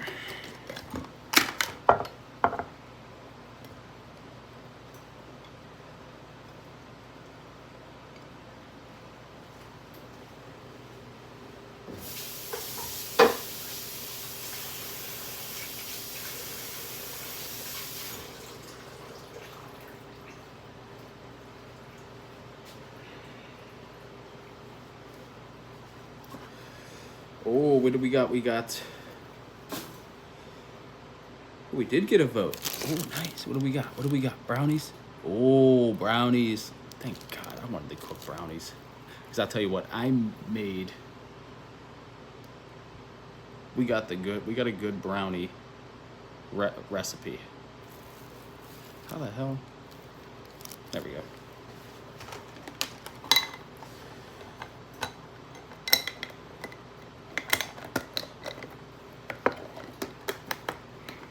The right lid? Yeah. Yeah.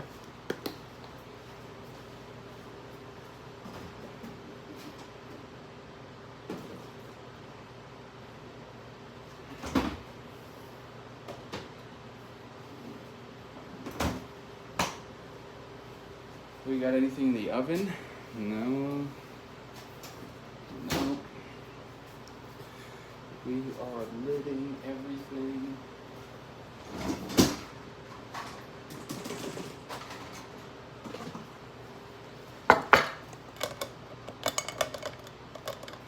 Of course, this is the big one.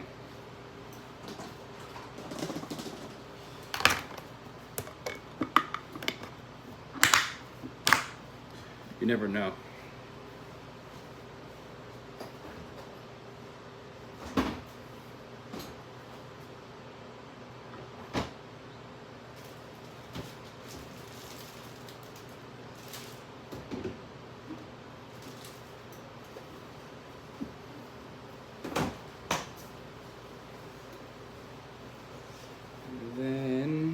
We gotta clean this up, but first we'll trim the rest of our pepper. And if you remember you saw my recent video of the pepper hack. If you remember, you just slice down the edges, down the sides. Because what's that do? It saves all the seeds.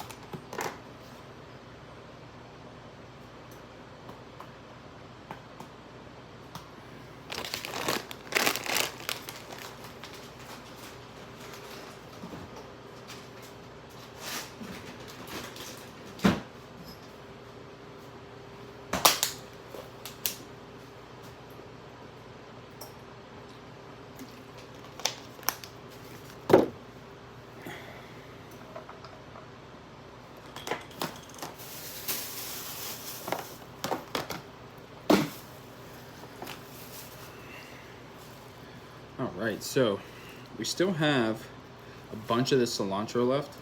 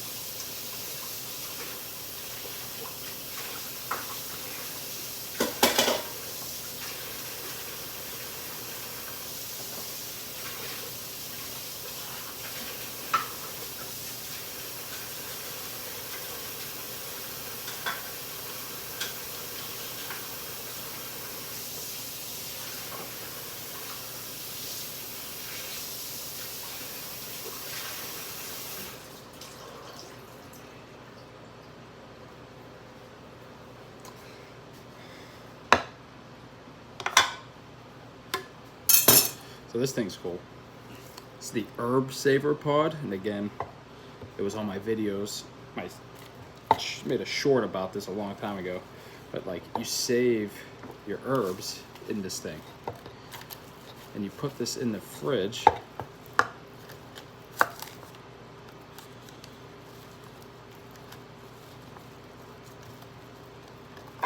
And this thing is supposed to save your herbs for more than a couple days. The thing is how the hell do you stuff them in here?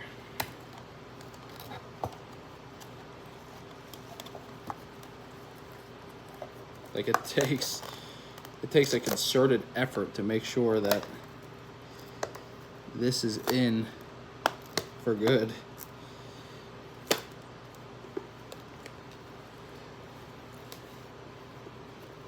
Look, I can't even get this shit in here.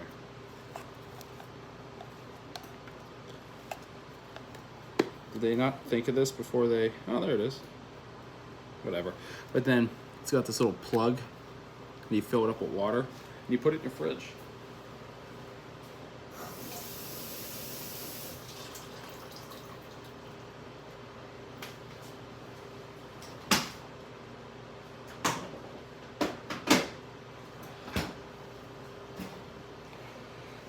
All right, let's start baking. We did enough cooking today. We got enough chopping. We did enough stuff. Let's get the good old Hershey's cocoa, and I'll flip it around so you can get a better look at this. I'm just not gonna be able to see you. All right. So let me flip you around here.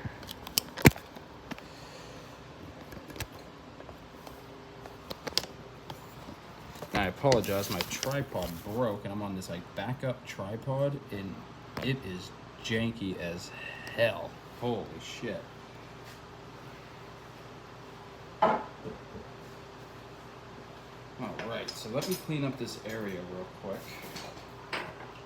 This is the thing in like the Rachel Ray cooking shows, right? That they don't show you, they don't tell you. You gotta clean this shit up. They have people doing it for you. Maybe that's what I need.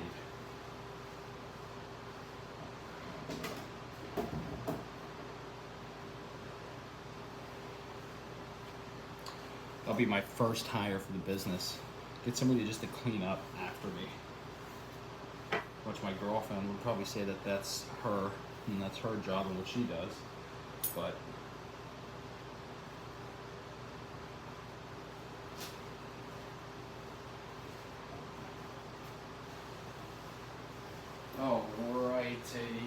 alrighty then.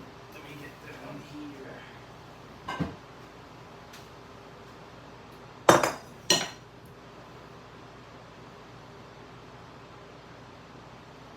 There's that.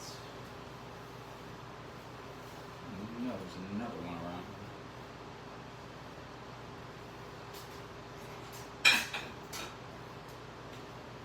2 bowls.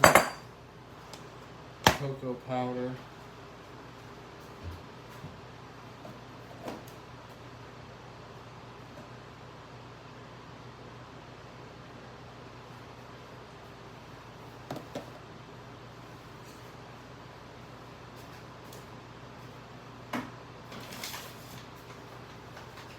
We have our flour. What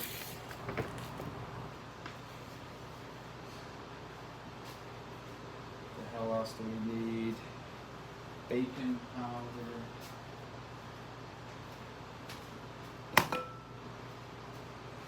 Two large eggs. I'm not gonna lie, I think I might have perfected this recipe. Just saying. A little bit of vanilla extract.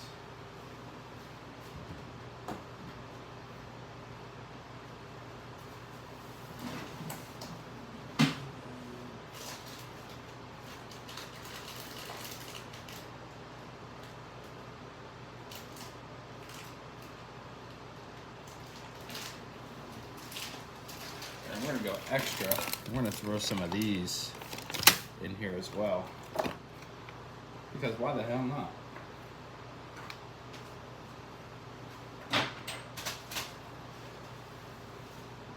So first things first, you gather all of your ingredients, no matter what. So I have the flour, I have our cocoa powder, I have the baking powder, I have the butter that's been sitting out. Actually, is this even enough butter? 1.5 sticks is what I need. There's 1.5. And that's honestly why I get these half stick ones. Because I find when I'm baking, it's always a half a stick. If I could just have 3 of them right here, by all means. Oh, look at that. The Flavor Protect wrapper keeps other flavors out of. Oh wow. Huh. Look at them stepping up their game. But you also need a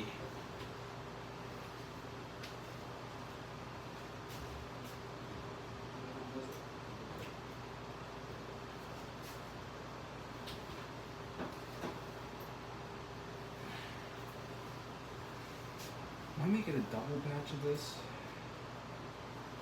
If I want to make a double batch of this, do I have enough butter? No, I would need 3. Sorry, as I contemplate and think out loud. No.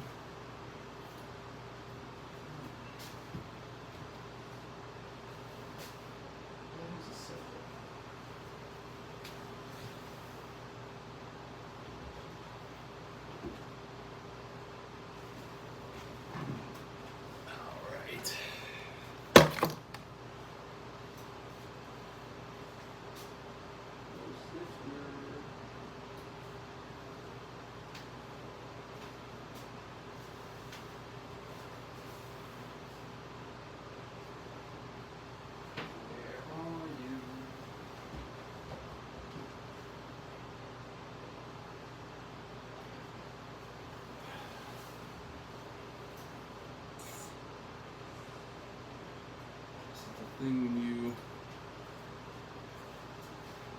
I can't find it.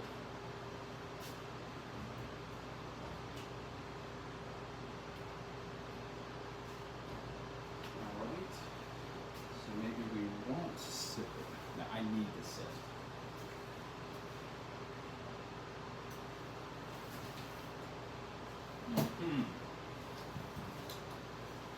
I need to sift.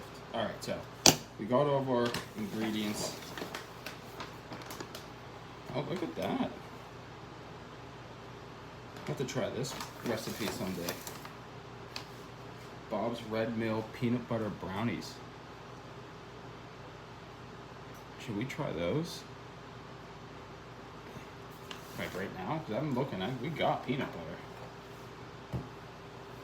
1 cup of semi-sweet chocolate chips, cocoa powder, peanut butter swirl, 30-40 minutes, wire rack an hour. No, we ain't got time for all that shit. We'll have to come, we'll do this next week. That'll be next week's brownie, peanut butter brownie. Alright, so first things first, let's clear the way. Clear the space. Because we need to start sifting.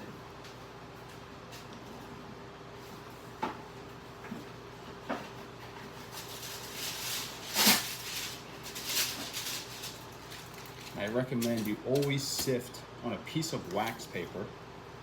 You'll see why in a second. And so now that we need 1 1/3 cups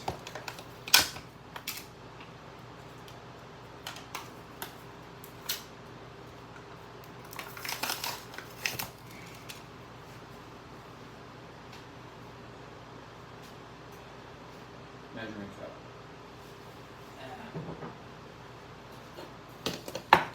Alright, so you never scoop in the flour, you always let the flour pour.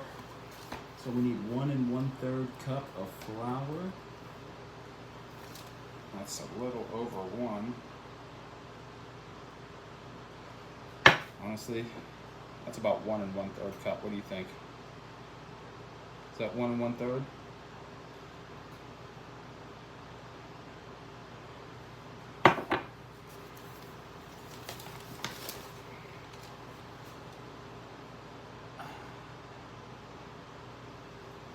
I'm running with it. If it's not, oh well.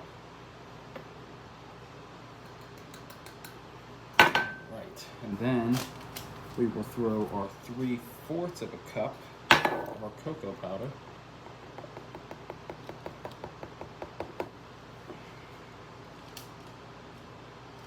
I'm not gonna lie, I'm getting good at these measurements. And you see how it's all rocky? That's why you sift it.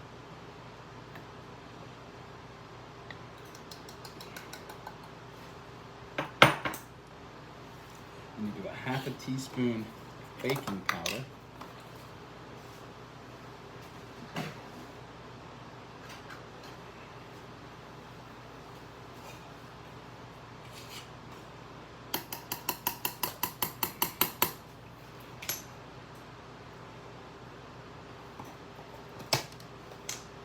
Do a little sprinkle of salt, which is about 1/4 of a tablespoon. And then now we let it rain. Make it rain. See how it's all flour. Now we're getting the chocolate. Now we're getting the cocoa.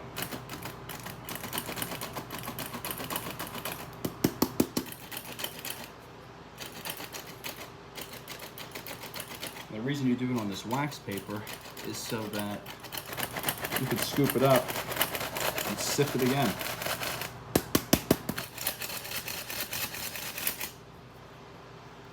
That in the bowl, you go like this, and then you go right back into it.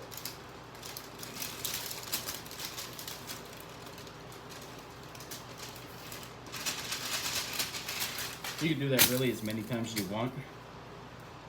I like just doing it once, and then sifting it into your bowl that you're going to be mixing with.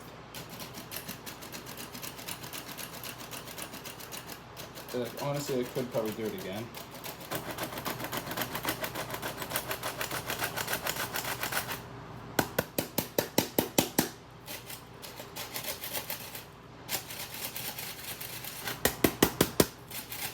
You can even see, look, it's not all done yet.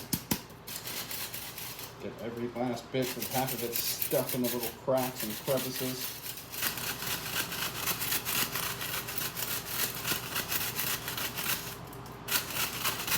So if you go around, up, back, forward, side, look at that.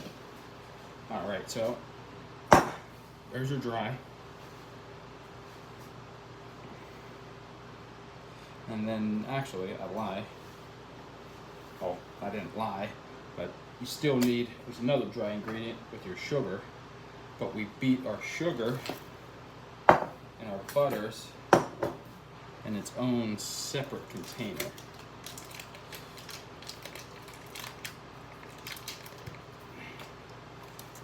And in reality, I should have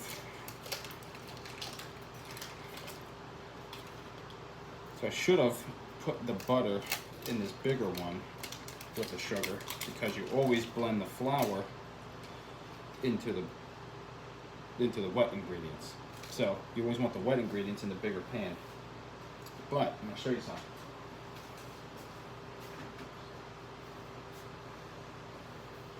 With these pans, never throw away your wrappers, because this is what you're going to use to grease your baking pans.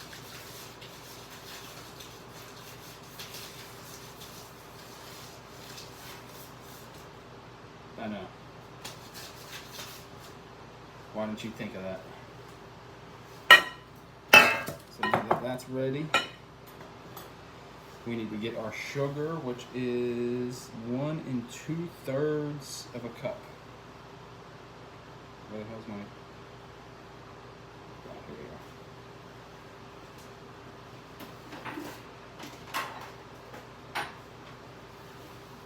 To be honest, I don't even think I'm using 1 2/3 of a cup. I might just use 1 cup of sugar.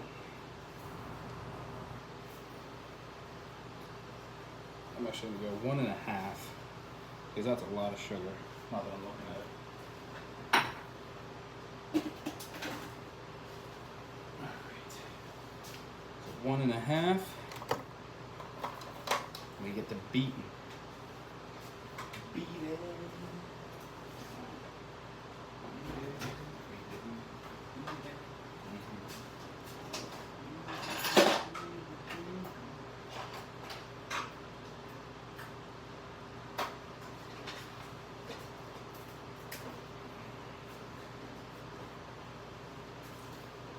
All right, let me come over here so you don't get annoyed.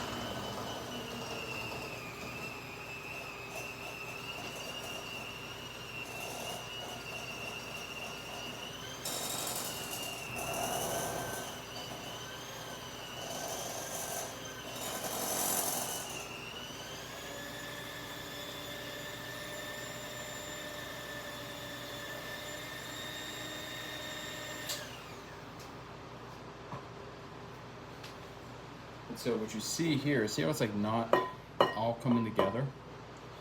This is why you throw in a little bit of water. So what I've been doing is throwing like 2 tablespoons of water in here.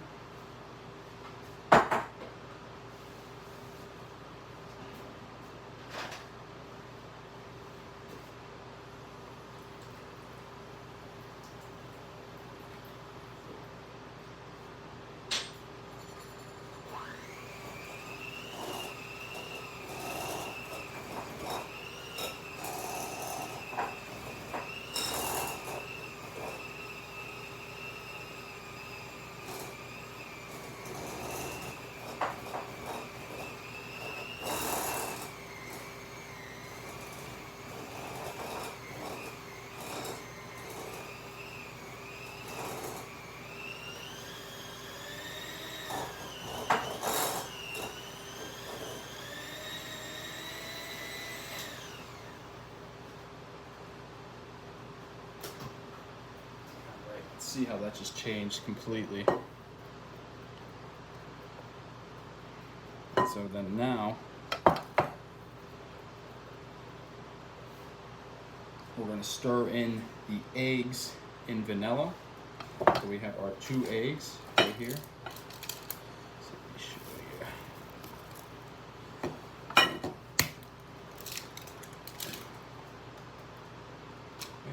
Eggs. Oh, look at that, I got a shell. It's my lucky day.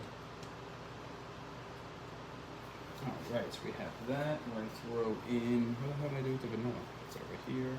Shake it up. 2 teaspoons. Bada bing, bada boom.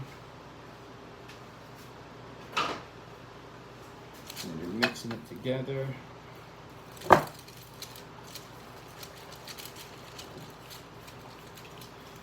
Essentially what you're doing is getting the liquid part of your brownie, because what I've been finding out with my brownie experiments lately is that you need, the wetter the brownie is, the more it's going to be a cake.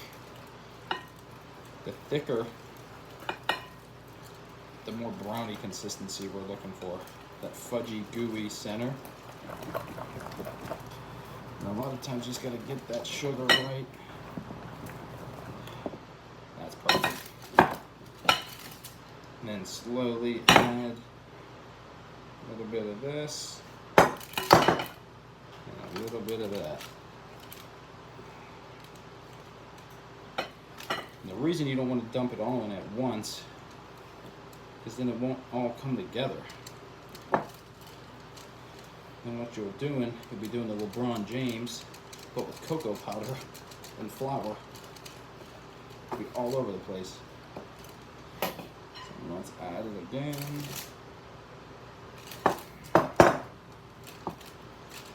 You can see like my little technique, what I like to do with this, I like to scoop it and then flip it under. So scoop, flip it under, scoop, flip it under, cut it in half, flip it under, scoop, flip it under. And I'm always flipping it under. It's like even here, I put too much in and see how it just looks like it's just dirt. So then I have to like slowly incorporate it. And then I can scoop, flip it under, scoop, flip it under.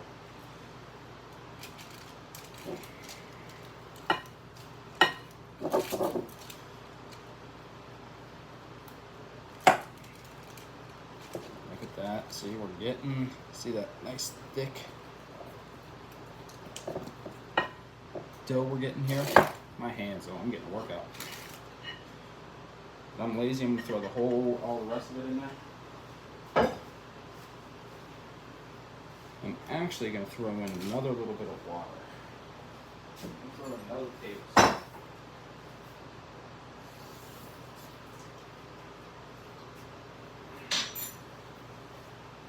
So I threw in an extra tablespoon of water. Let's see how that works. Because it looks like it was like really dry. But I've been finding the drier it is, the better.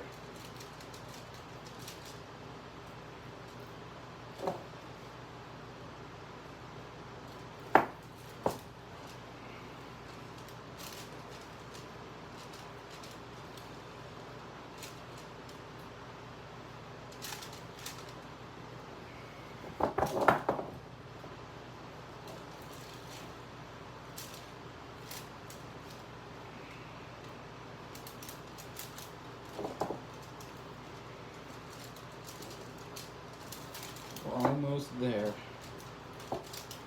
Yeah, this would probably get away with another tablespoon of water. Wow. Maybe that was over 1/3 of flour. I'm throwing another tablespoon.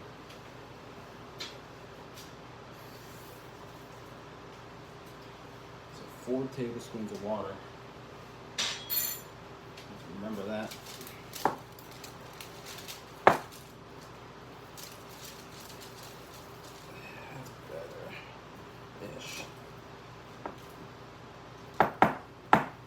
You can see, look at this. Look what we're working with here. A good brownie batter. And see how it's, can't even, right? That's what you want.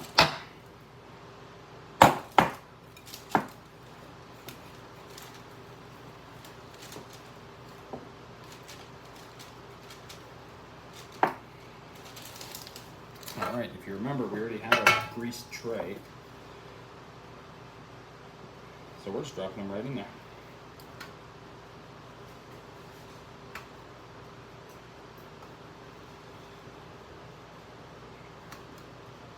Oh, wow, look at that, it's not even blended. Alright. Brownies from scratch. This is what happens.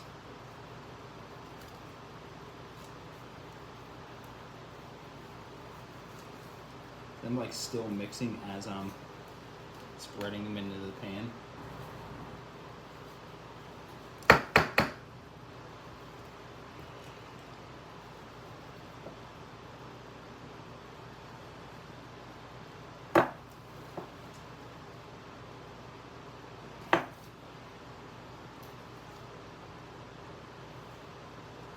And then now when you're done making these, it's important that you lick the ladle, or should I say spatula. Now, are you a spatula or the bowl type of person, or both? And then you just have that upset stomach because of all the raw egg. Now, I don't encourage it, but it happens.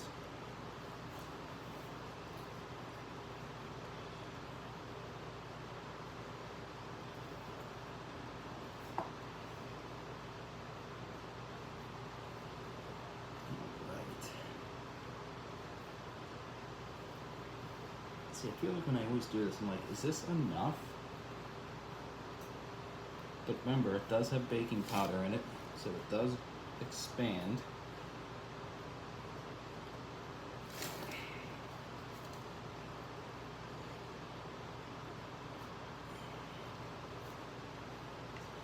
Alright. Look at that. Woo-hoo-hoo. Then we're going to put some white chocolate morsels over top.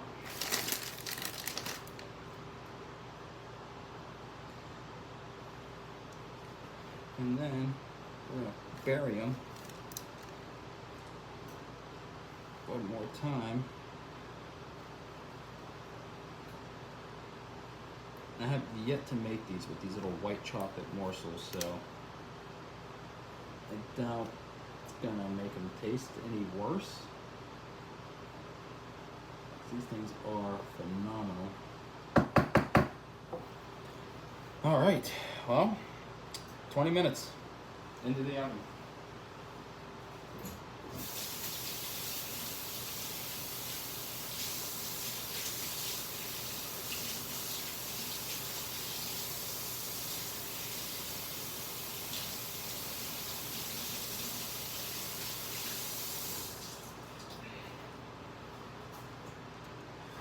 So let's clean these edges off a little bit.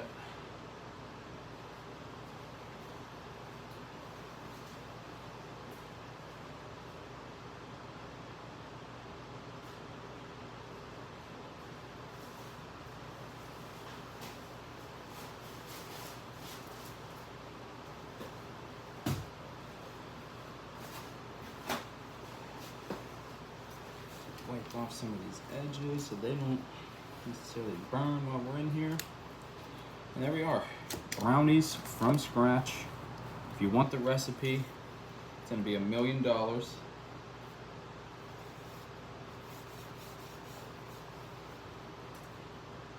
at that. 20 minutes, $3.75.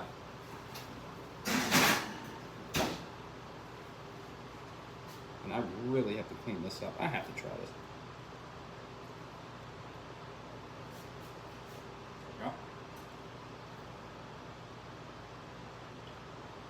Oh yeah.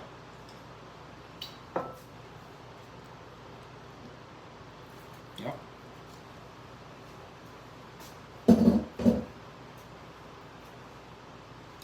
Oh, I like it with the white chocolate.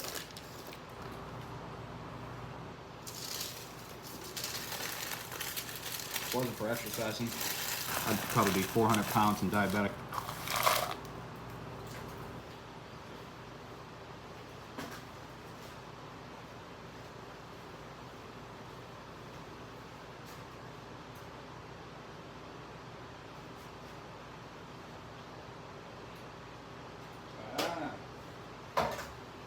That's why it looked a little extra dry. I didn't get the rest out of here. Rookie mistake.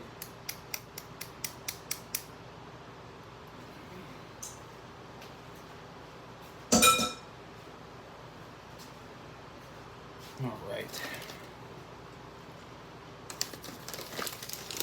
Get these out of my face before I eat them all.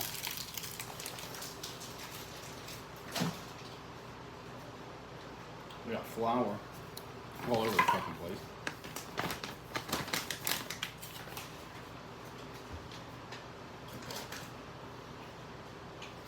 Got this flatbread made at home.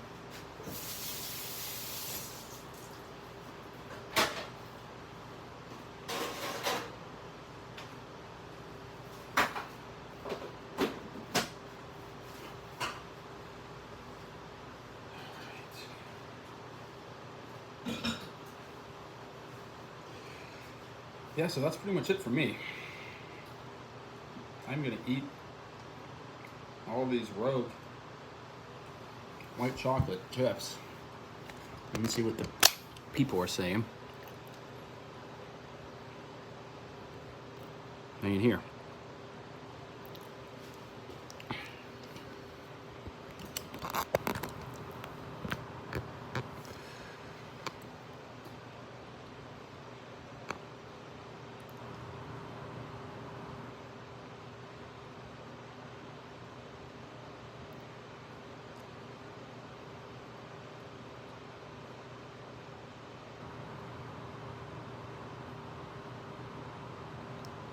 Hey, Praveen, how's it going? I'm looking at the poll results, and unfortunately, I already got the brownies in the oven, but we are using the white chocolate chips, so I will say we're kind of making a mixture of them both. So how are we doing today? How are we doing?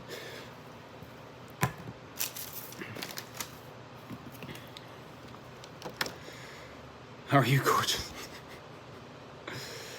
I don't know if you could say that. I've been cooking for the last 4 hours, 3 hours.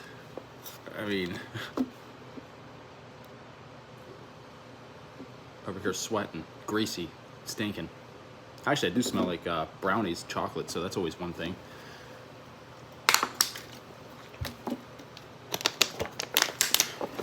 We are in the middle of trying to clean this up because I've been cooking for the last, I don't know, how does it say on there? 1:45. And yeah, we got a lot of stuff accomplished today. We got we got our chicken, we got wraps, we have flatbreads, we have just about everything. Are you a motivational speaker? Depends on who you're motivating. There's times where, I mean, I'm a trainer, I'm a chef, so I'm always kind of motivating my clients. Now, if I got on stage, started speaking, I'd love to. Thing is, people, I don't shut up. You get me on a topic, I'll talk, and then you give me some coffee, it's a wrap. Why are you a motivational speaker? Is that what you're doing? You motivating everybody around here, or how's that work?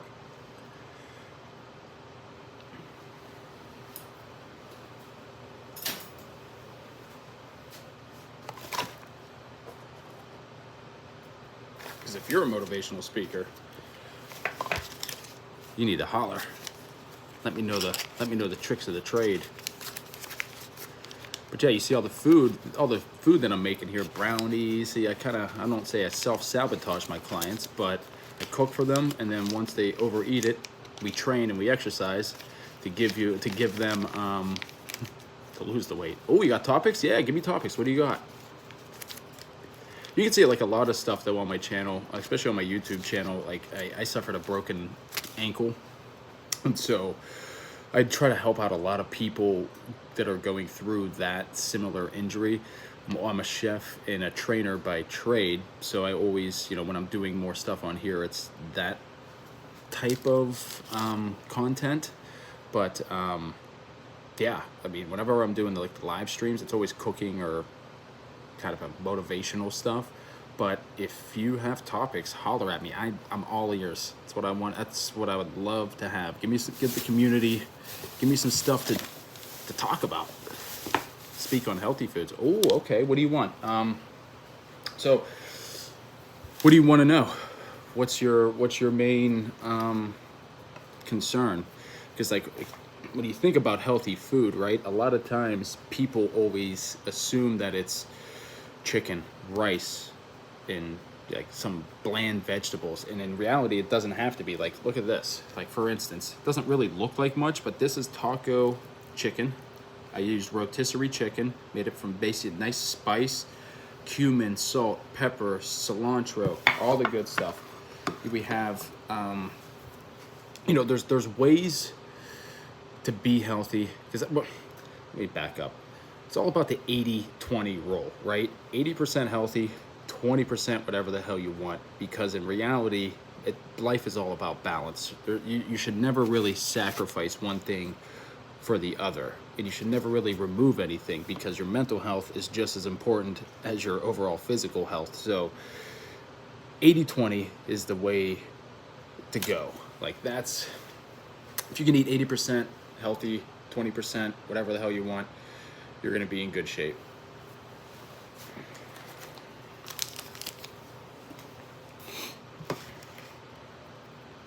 Looking for my lid. And what about exercise? What about yoga, stretching, flexibility, mobility, injury prevention.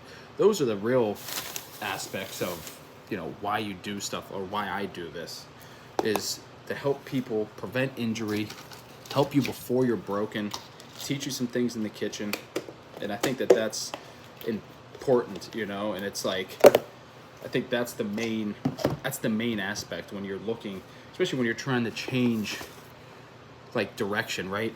If you're trying to get healthy, you're trying to eat right, you're trying to work out, you're trying to just improve, maybe you're overweight, you want to get better exercise, you want to get in shape, don't try to bite off everything at once. What you do is you do one thing at a time and make sure that you can stick to it. So say you want to eat healthy, you try to eat healthier for that week. And if it seems that like that's something that you can do, next thing you know, you tag that onto another one. And then you say, all right, well, I'm going to eat healthy. Now I'm going to sleep a little bit more. And then over the course of 52 weeks, you're going to have yourself basically a new person, because now you've adapted to all of these different things. And it's important to look at life that way, right? Because you're always trying to get 1% better in something, whether or not it's cooking, life, family, whatever. You want to get 1% better every day, or at least try to strive for it, because I think that that's the most important. And you know what? I'm really gambling because I did not put a timer on these brownies. Of course, it's got to be the big one.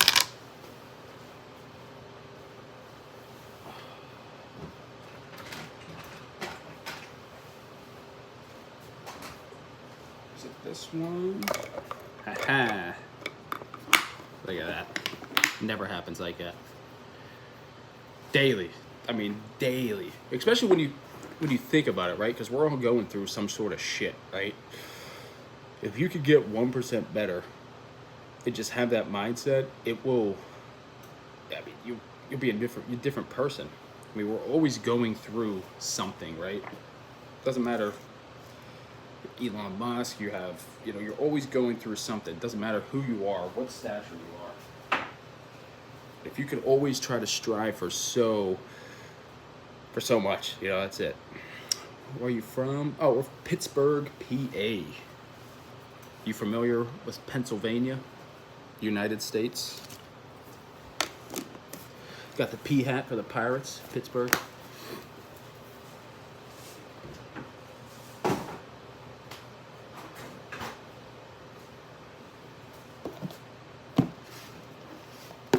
Now, where are you from? Praveen.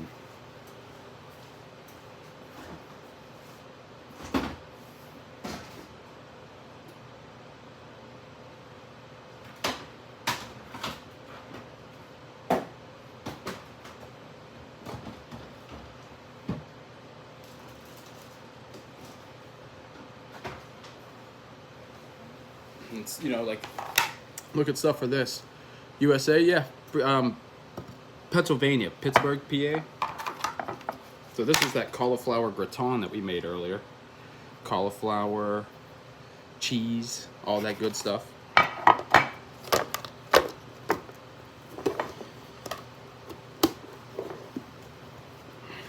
You gotta love these containers too.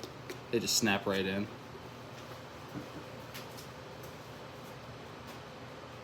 Somebody here.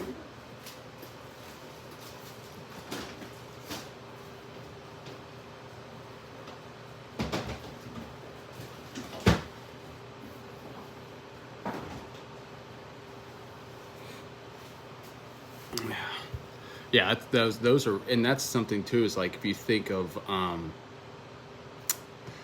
like potato gratin. A lot of times people do mashed potatoes and then throw the breadcrumb over top of it. Essentially, it's the same thing, but you're using cauliflower in the middle rather than potatoes. Just a lower carb option, especially if you're trying to watch it. Yeah, and so it just makes it a little bit less carbohydrate for you. I think you're the best cook. I'm far from the best, but I have been doing it for a while, and I do appreciate that. Thank you. You're gonna make me blush over here.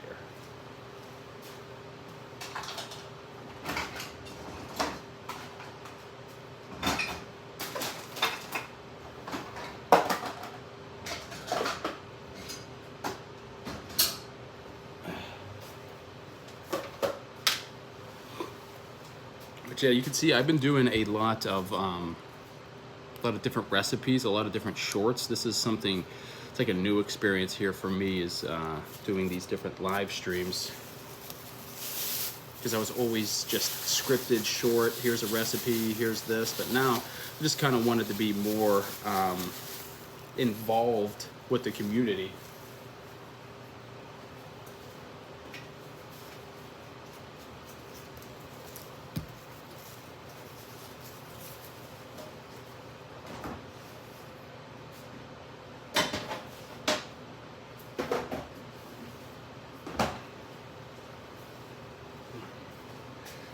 And don't mind me, I am cleaning up the area because I do have to see another client here at 6:30.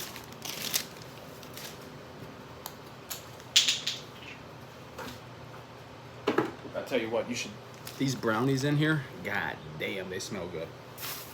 What'd he say? Are you single?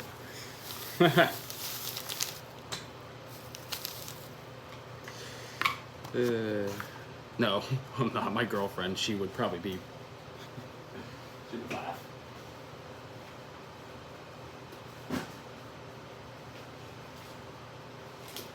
Why are you? Are you? What are you doing?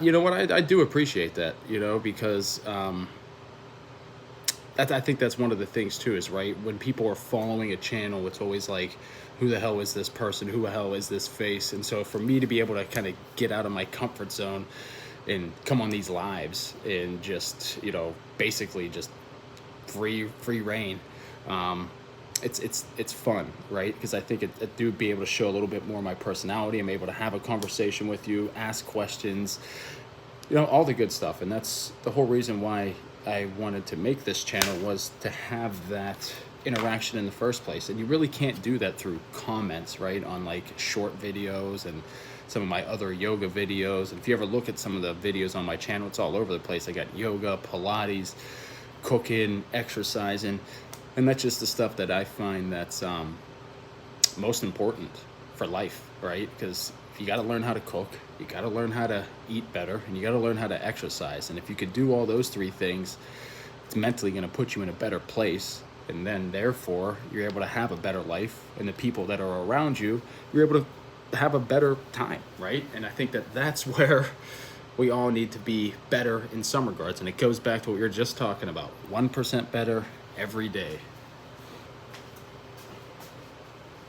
You should smell these brownies. Oh my gosh. And if you want any of these recipes, just let me know in the comments. I'll try to give you as much as I can remember. A lot of these recipes, I don't even really have them written down. I'm just kind of all by looking and see you, man. But yeah, it's tough. All right, it's nice to meet you, man. I appreciate it. Hey, maybe it's next time you could catch. I'm usually here on Fridays. Go to sleep, get yourself a good night, and we'll see you next time. But before, let me show you these brownies.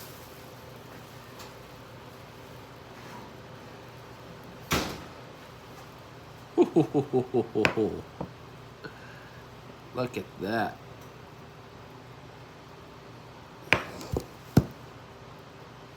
Yeah, those are the white chocolate chips might have done it. That might, no, this is hot as hell. You don't understand how hot this is for me holding this and showing you in the camera, but it is fucking hot. But look at that, nice and simple. And we made them together, right? We just made them together. So if you want the recipe for this, like I said, it's $1 million. And yeah, maybe eventually one of these days we'll do a video of my brownie recipe. But I think I might have perfected it. It might be perfected. And you know what? Let me try a little bit. You should never do this, but wow.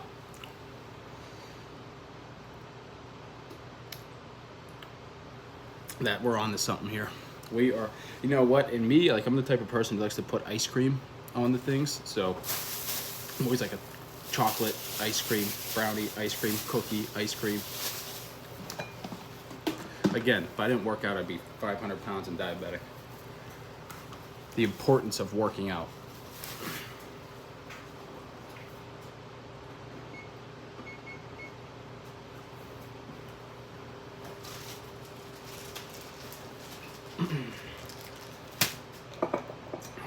So when are you gonna come on tomorrow? Oh, tomorrow, I don't know. I was actually thinking about doing more of a sit down type of live, because in February is heart health month. So your heart, and in United States, it is the #1 killer.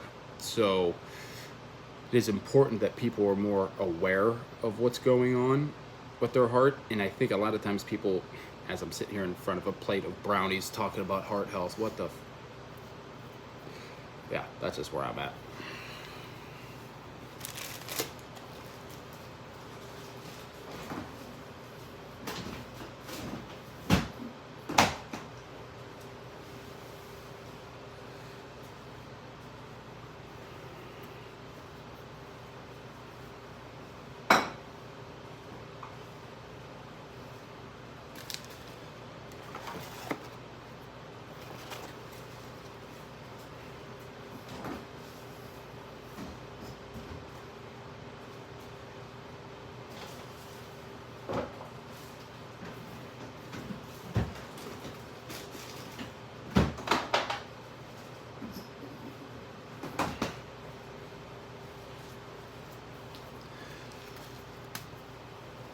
So look at these brownies for a minute.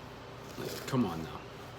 Brownies or cookies? I'm just gonna leave this here so people can just see that. I mean, look at that.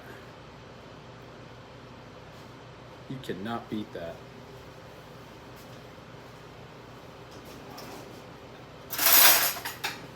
Let's just make sure it is done in the middle.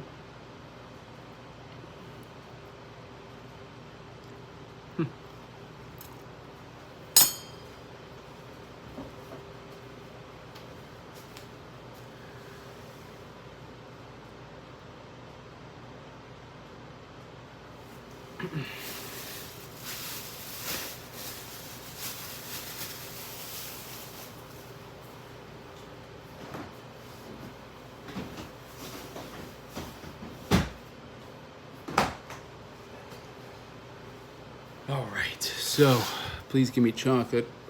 When will you come tomorrow? We won't be streaming tomorrow, but I appreciate everybody coming through, all the questions. Praveen, you're the best. Thanks for all the chats, and see you next time.